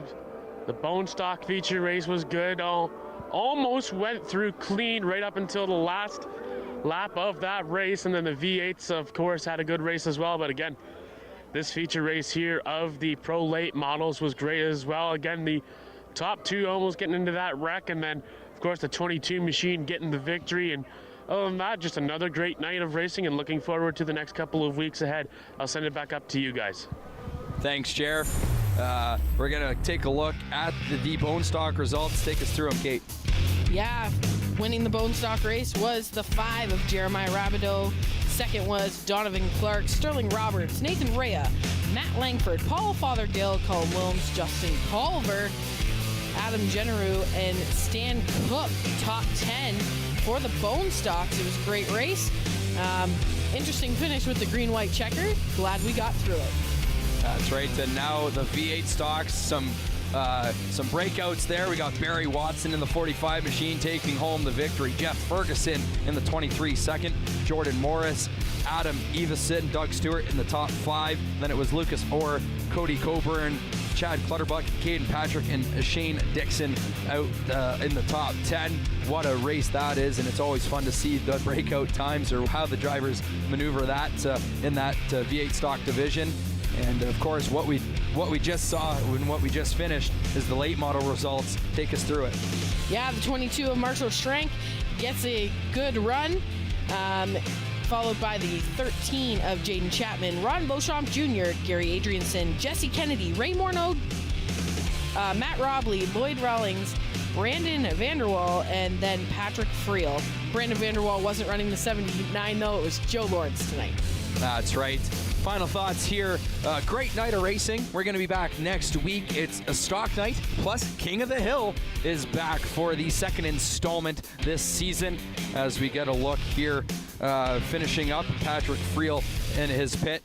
And, again, great night of racing. Kate, kind of take us through what your final thoughts are of that race. Tough break for the 18 crew as well as the 53 of Brady Smith. They both were running great. Best part is nobody touched, just hard racing, and both cars got away from them. It is what it is. That's part of the racing. Tough break. Friel Camp's taking a lot of tough breaks here, but they'll be back not next week. In 2 weeks, we'll be back with the pro lates. But it was a great night of racing all around, and we're glad that everybody was able to join us. Yeah, and then take us kind of through the three-car pileup in the bone stocks. That was just caused a red flag condition, and there was a lot of fluid on the track, and the quick dry right near the end of that caused a green-white checker finish for the bone stocks. Yeah, bone stocks went green-white checker, which was very impressive that they made it through it. I am going to admit that. The 6 of Will Curry definitely smacked the wall good in that three-car pileup. I'm really glad that he was able to walk away. And kind of in the V8 stocks, it's always interesting to see what the strategy is of the drivers trying to stay above the 21.1 time frame. And Jordan Morris is the guy that will always try and choose the outside if he can, and then just mash the gas on that restart or the start of a race. Kind of what strategy would you think that is? I think he's got the car for the outside. It hooks up well. It handles well. So why not try and run your hardest on the first lap, knowing that you can gauge yourself lap time wise with everybody else. You know that most of those other cars aren't going to break out on the first lap. So why not run as hard as you can? Just make sure you match them.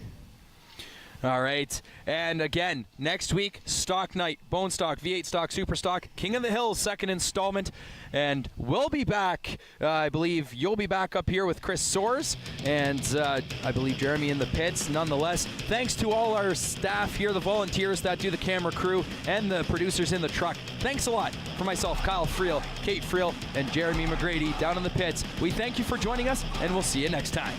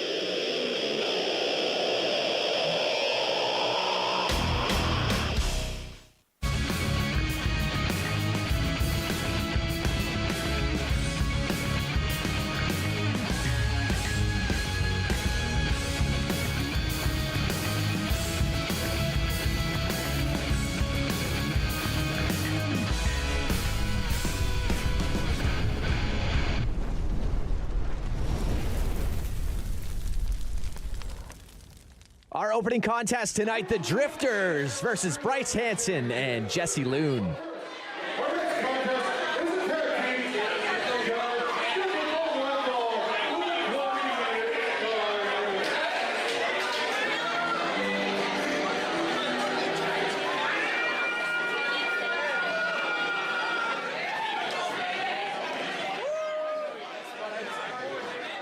Well, these guys making their way out to the ring here first at the Job Site Brewing Company here in Stratford, Ontario. We saw them for the first time ever last week in Hammerlock Pure Wrestling.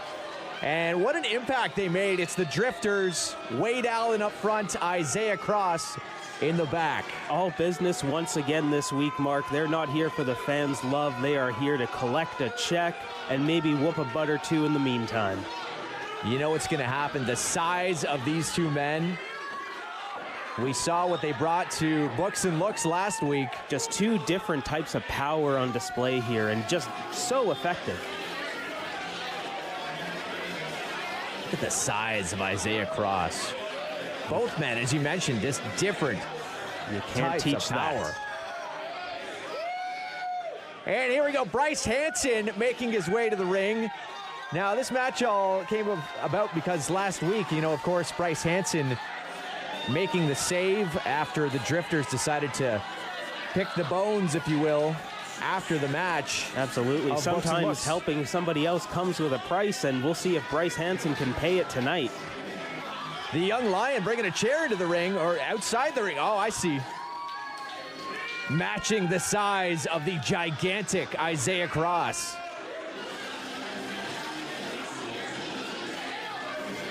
You know, he might not have the exact same size, but we've seen what Bryce Hansen could do in the ring, too. Exactly. Brings the energy, brings the octane, you might even say. And brings that mullet. Most importantly.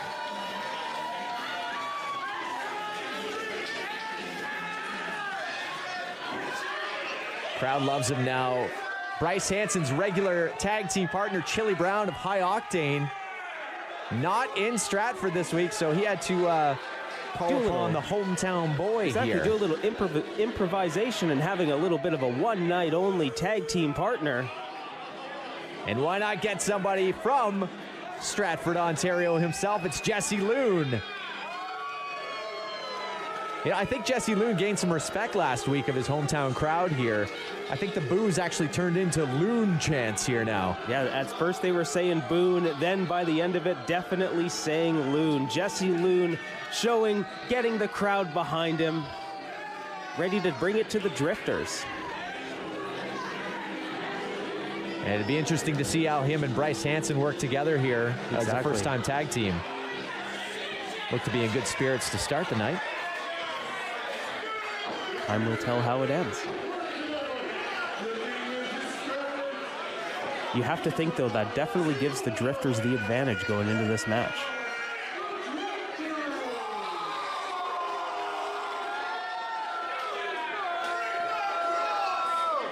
That is a terrifying man. Oh, look out.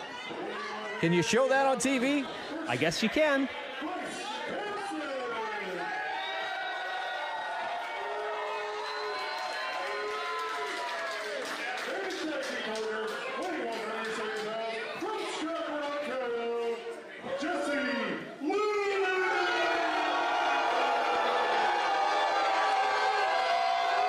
And the Loon chants ring throughout Job Site Brewing Company here in Stratford. No longer boo, all Loon. And it looks like Loon's going to start off against Wade Allen here in our tag team matchup. You know, last week, the first time we saw the Drifters here, the ring could not even contain them literally as the top rope snapped off of our ring here and chaos ensued. No, as you can see, the Hammerlock technicians got that ring back ready to go. Probably a little extra reinforcement knowing the Drifters were in our opening bout. We'll see if it holds up this week. Massive headbutt from Wade Allen, taking down the hometown boy, Jesse Loon, right away. Off the ropes. Trying to take Loon's head off there, my goodness. Probably a good thing he ducked those two, or it might have been a quick match. Loon building momentum in that corner. Drop toe hold, face first. Wade Allen into the Hammerlock Pure Wrestling mat. And a quick tag into Bryce Hansen. Quick tag's very important. Keep yourself fresh on the big man. Absolutely. For being a one-night-only tag team, Loon and Hansen, they're working together quite well. Over the top rope with ease, Isaiah Cross is in. And a hush comes over the crowd. I propose a duel.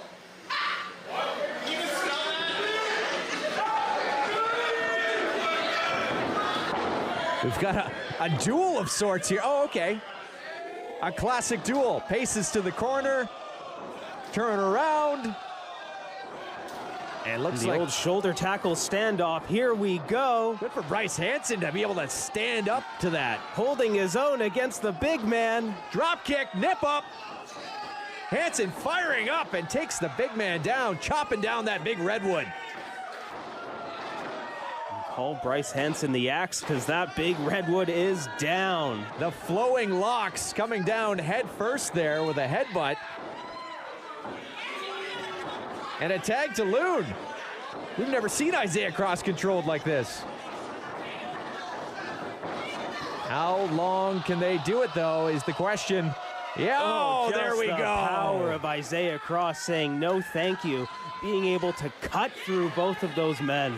Huge diving double clothesline. Picked up by the faux hawk and into the corner.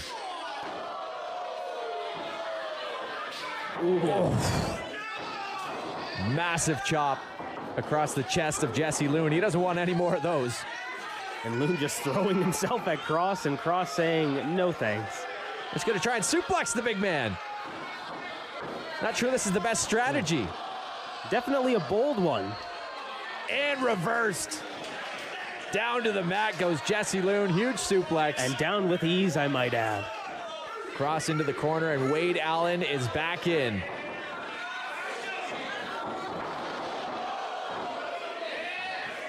Oh! Looking for this huge elbow. Loon out of the way, though. That might have been a life-saving roll for Jesse Loon there. Saw his life flash before his eyes, but he's dragged to the corner, and Isaiah Cross back in the ring.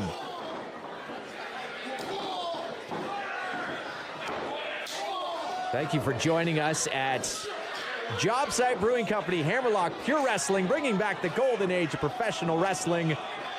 Look out. Oh! Just throwing poor Jesse Loon. No regard for their opponent do the Drifters have. They are here to beat people up. Pinfall in the corner. Loon gets his hand on the bottom rope. Not sure he knew where it was. It just happened to land there.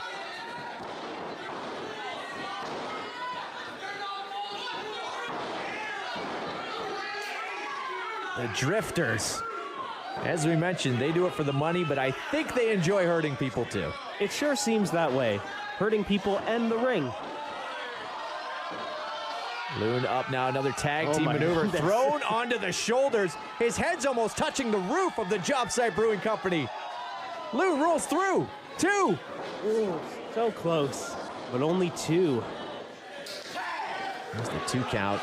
Cross right after him, though. Face into the turnbuckle. Quick tags now from the Drifters. These guys know what they're doing. Drifters finding their groove here. Unfortunately for Jesse Loon. Oh, and a huge drop kick. Look out. Tried to roll through. Jesse Loon once again escaping disaster. Another life-saving roll from Jesse Loon. And Bryce Hanson wants that tag more than ever. You do not want to be in that corner when that cannonball comes. Tag. Hanson in. Clubbing blows Hanson to each other. Firing up, going on all cylinders. Quick shot to the midsection. Reversal. Look out! Oh, a huge German suplex. Hanson has fired up.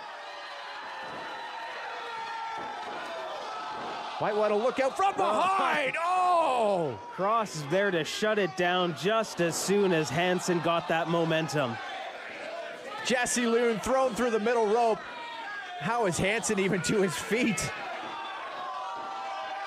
He's got to be seeing stars. Wade Allen might be wondering that same thing, but and Hanson over the top, no, over the top rope. And folks, you can't do that. In Hammerlock Pure Wrestling, that is a disqualification. We take the rules very seriously here. You cannot throw your opponent over that top rope. Wade Allen arguing with the referee, not going to do a thing about it. These two men are not done yet. Oh! If you needed proof the drifters like to hurt people, there it is, folks. Hansen thrown to the floor. Wade Allen throws him up in the torture rack position. Loon tried to escape. Oh! The wander on there from Wade Allen. And adjudication.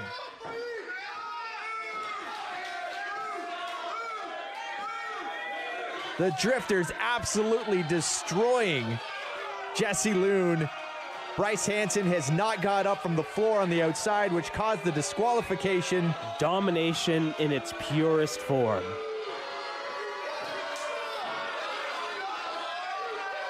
You know, somehow the drifters, win or lose, are the ones standing at the end of the night, standing tall. That's that edge you get sometimes when you're not there for crowd and just there for the check. Loon trying to make... What is going on in the back there? We got to get our camera crew in the back. Bryce Hansen being destroyed on the walkway out. My goodness, the drifters just no remorse. Chaos. We'll be back with more Hammerlock Pure Wrestling. Don't miss the opportunity to see Hammerlock Pure Wrestling live. Visit hammerlockpurewrestling.com to see all of our exciting upcoming events.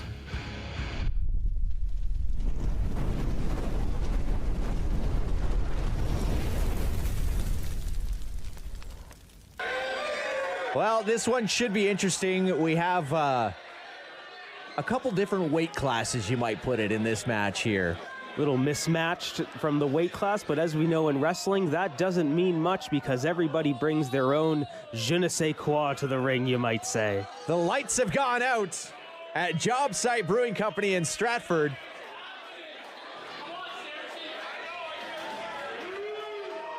Well, if we know one thing in professional wrestling, you never know what could happen when the lights go out. As long as there's not a gong, I feel like we're safe. And here he is, Brickhouse, Mick McGuire.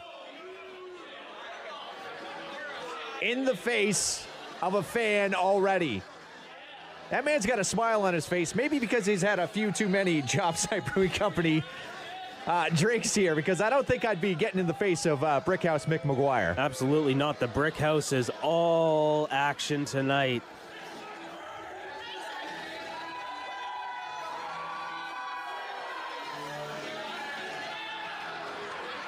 Oh, who said that? And he's the fan in the front row here blaming it on his girlfriend.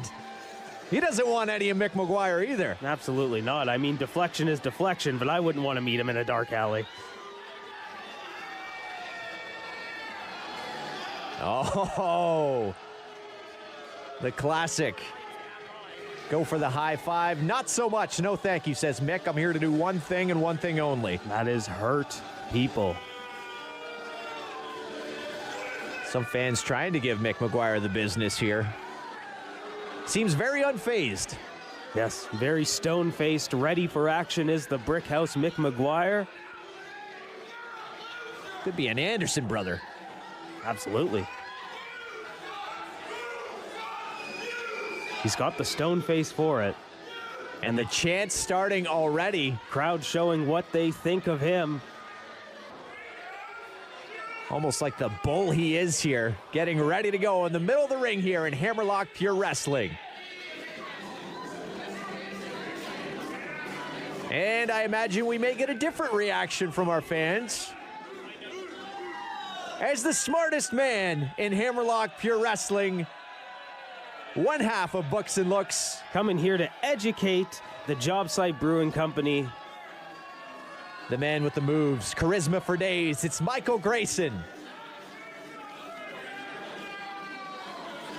Look at the swagger from Grayson on the way to the ring. A much different approach coming to the ring. As you can see, connecting McGuire, those high fives this time. McGuire not even glancing his way, not even giving him the satisfaction of watching his opponent come to the ring here.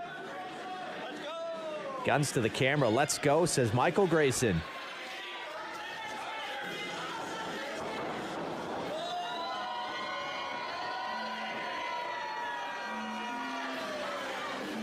I think we know who the crowd's behind here at Job Site Brewing here in Stratford. Definitely don't have a guess on this one.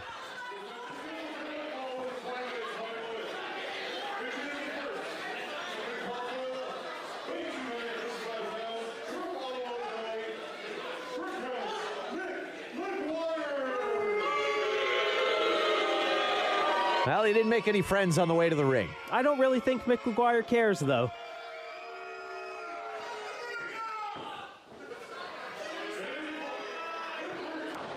I might be wrong.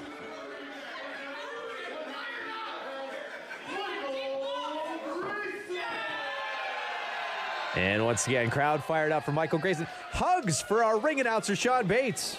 Showing his appreciation for all the work that Sean does. And here we go. Hammerlock Pure Wrestling action continues.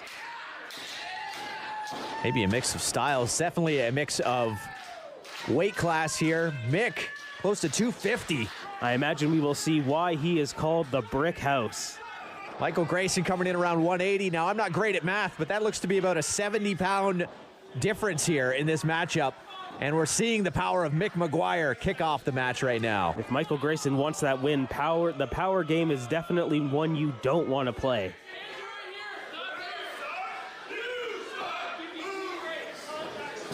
The one thing we have to remember, though, as one half of Books and Looks, and the self-proclaimed, but I believe it's been proven, the smartest man in Hammerlock Pure Wrestling. Who else brings books from under the ring?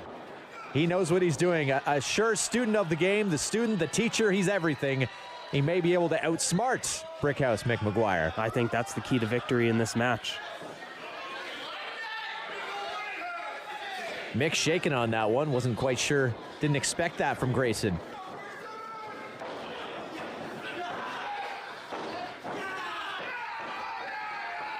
And Grayson in control. Showing his technical prowess on display. Mick tried to get out for a moment there and right back in trouble. Now, we talked about the advantage that a 70-pound weight advantage brings, the power advantage, sorry. Now, the speed that you might lose with that weight advantage, I think that has to be a big positive for Michael Grayson here and really showing it going into those that are the hammerlocks there. Did you see the distance that Michael Grayson just flew across the ring? The power, power versus speed definitely on display here. Grayson wincing as Mick displays some of that power in the corner here. Showing him the guns. Look at the size of that arm. Definitely impressive. Oh, the classic bodybuilder pose here. Everybody at the Job Site Brewing Company bought a ticket to Hammerlock Pure Wrestling. They got a bonus ticket to the gun show. From both men. Grayson now hitting the same pose.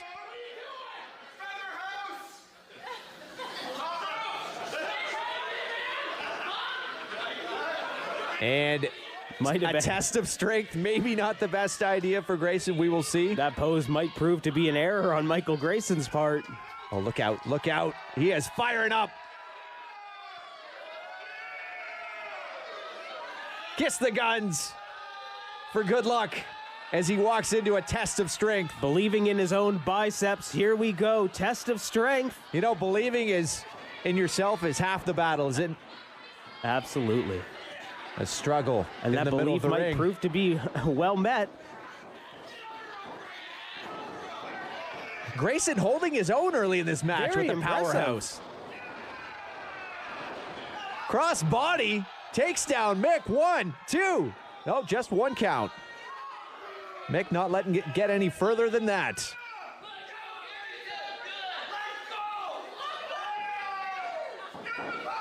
Scoops it. Nope. Tried to scoop him up. And Mick says, no thanks. How about a couple elbows to the back of the neck? Just can't get him up. Here's my power game. But Michael Grayson showing his speed off again Rolls into him the up. schoolboy. 2. Two count. Looking for those quick pinfalls. Pinning combination once again. 1, 2. And Mick in trouble here on the ground. Michael Grayson just keeping that momentum up. Another 2 count. Not letting Mick McGuire get a second to breathe, to compose himself. A kick right to the face there from Michael Grayson. Sound strategy.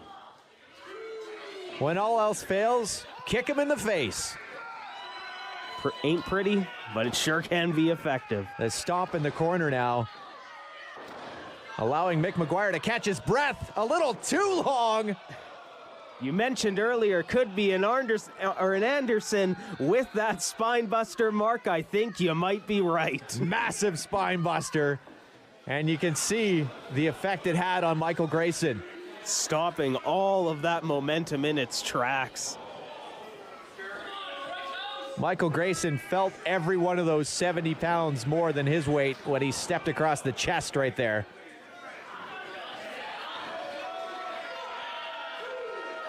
And Mick McGuire just relentless on those ropes. Has to be careful, as we saw in our opening bout. We take the rules here very seriously. That could lead to an easy disqualification. Very close to a disqualification. You know, he was going to milk it for as long as he could. That's exactly what he did, but stayed within the rules of Hammerlock Pure Wrestling here. Oh, shot to the side of the head of Grayson.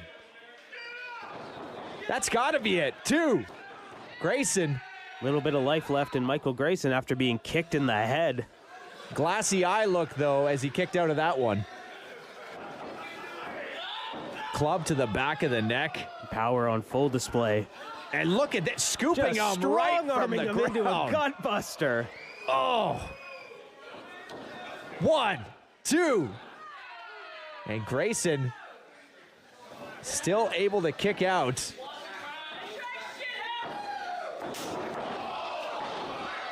Trying to fight his way out of here, doing whatever he can.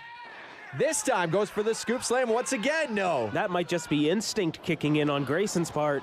Clothesline. He is down. You saw Grayson reaching for the back there. That 1, 2. That spine buster from earlier. Really showing its effect. Every kick out just a little less forceful from Michael Grayson. Crowd trying to fire up Grayson now. Mick says, I'll scoop you up. Much easier. And slam to the ground, to the mat. 1, 2. And a kick out. For somebody favoring their lower back earlier, that can't have felt good. Grayson pulled up from the mat now. And a huge chop right back into the corner. Look out, Grayson in a vulnerable position now. Huge splash in the corner and off to the other one for a ride. The brick house with a full steam, and Grayson says no, meeting him with the knee to the face. The high knee out of nowhere there from Grayson. Huge desperation move, both men down. Just caught him right in the right spot, right time. Enough to take all of the momentum from the brick house and bring him down to the mat. And referee counting now. We're at 4, both men trying to make their way to their feet with the help of the ropes on each side. Clothesline now from Grayson. He is fired up. Grayson finding his second wind. Will that be enough to get him the victory? Almost looked like he was going for a backbreaker. Springs off the ropes. Huge elbow. Back elbow. Down goes Mick. He can't believe it himself. Where do we go next, says Grayson.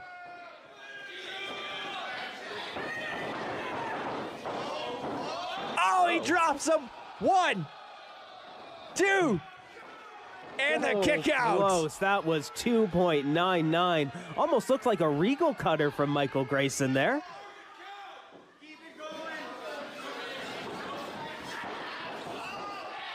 And referee down in a great position, making sure this isn't a choke.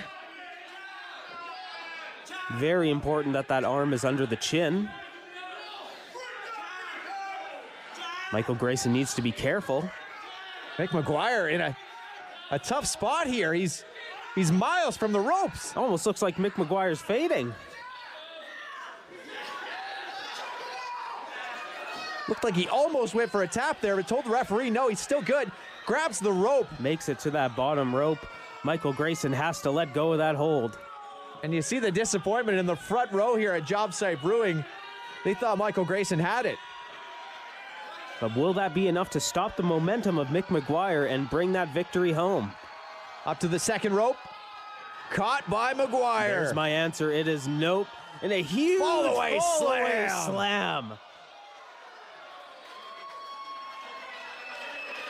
To the mat, McGuire with that same angry, smug face he had on the way to the ring. You can tell McGuire feels he is in total control. The disrespect stepping over the body of Michael Grayson now. And look out, the big man up to the second rope. Grayson pops up, though, in the perfect position for a powerbomb. 1, 2, 3. Grayson did it. Michael Grayson taking advantage of Mick McGuire with his back turned. What a victory. He might not have the power advantage in that match, but a power bomb brought it home. He saw his opportunity. He took it, and that's all that was needed. Still holding that lower back. The Germans and the spine buster and backbreakers, fall-away slams. You got to give it to Mick McGuire. Working a body part just wasn't enough tonight. McGuire just caught with his back turn. That's all it was. Well, Grayson high-fiving fans. You see in the background, though, McGuire is not happy. How could he be? Almost stalking Michael Grayson to the back. Frustration showing. You know, Michael Grayson got the victory here, but I'd be sleeping with one eye open at this point. Absolutely. As Mick McGuire makes his way to the back. We'll be back with more Hammerlock Pure Wrestling action. You're watching Hammerlock Pure Wrestling on Rogers TV. To stay up to date with all things Hammerlock, visit hammerlockpurewrestling.com.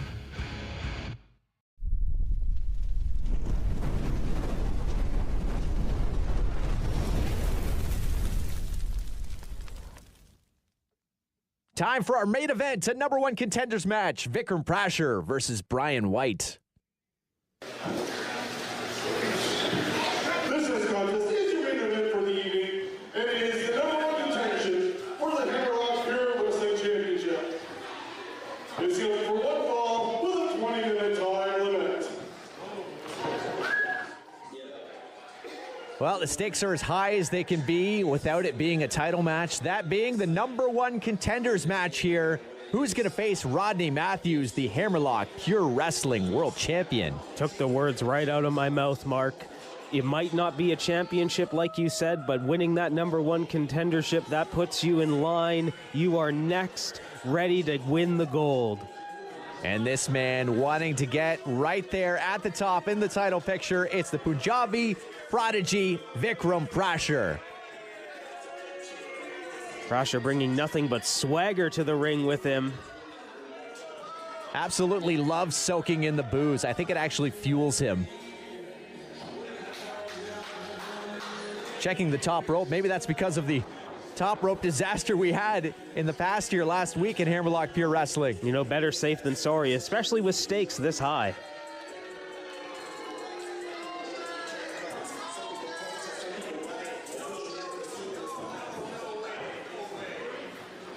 Now Prasher wants there, but of course, one man stands in the way. He also wants to get to the top.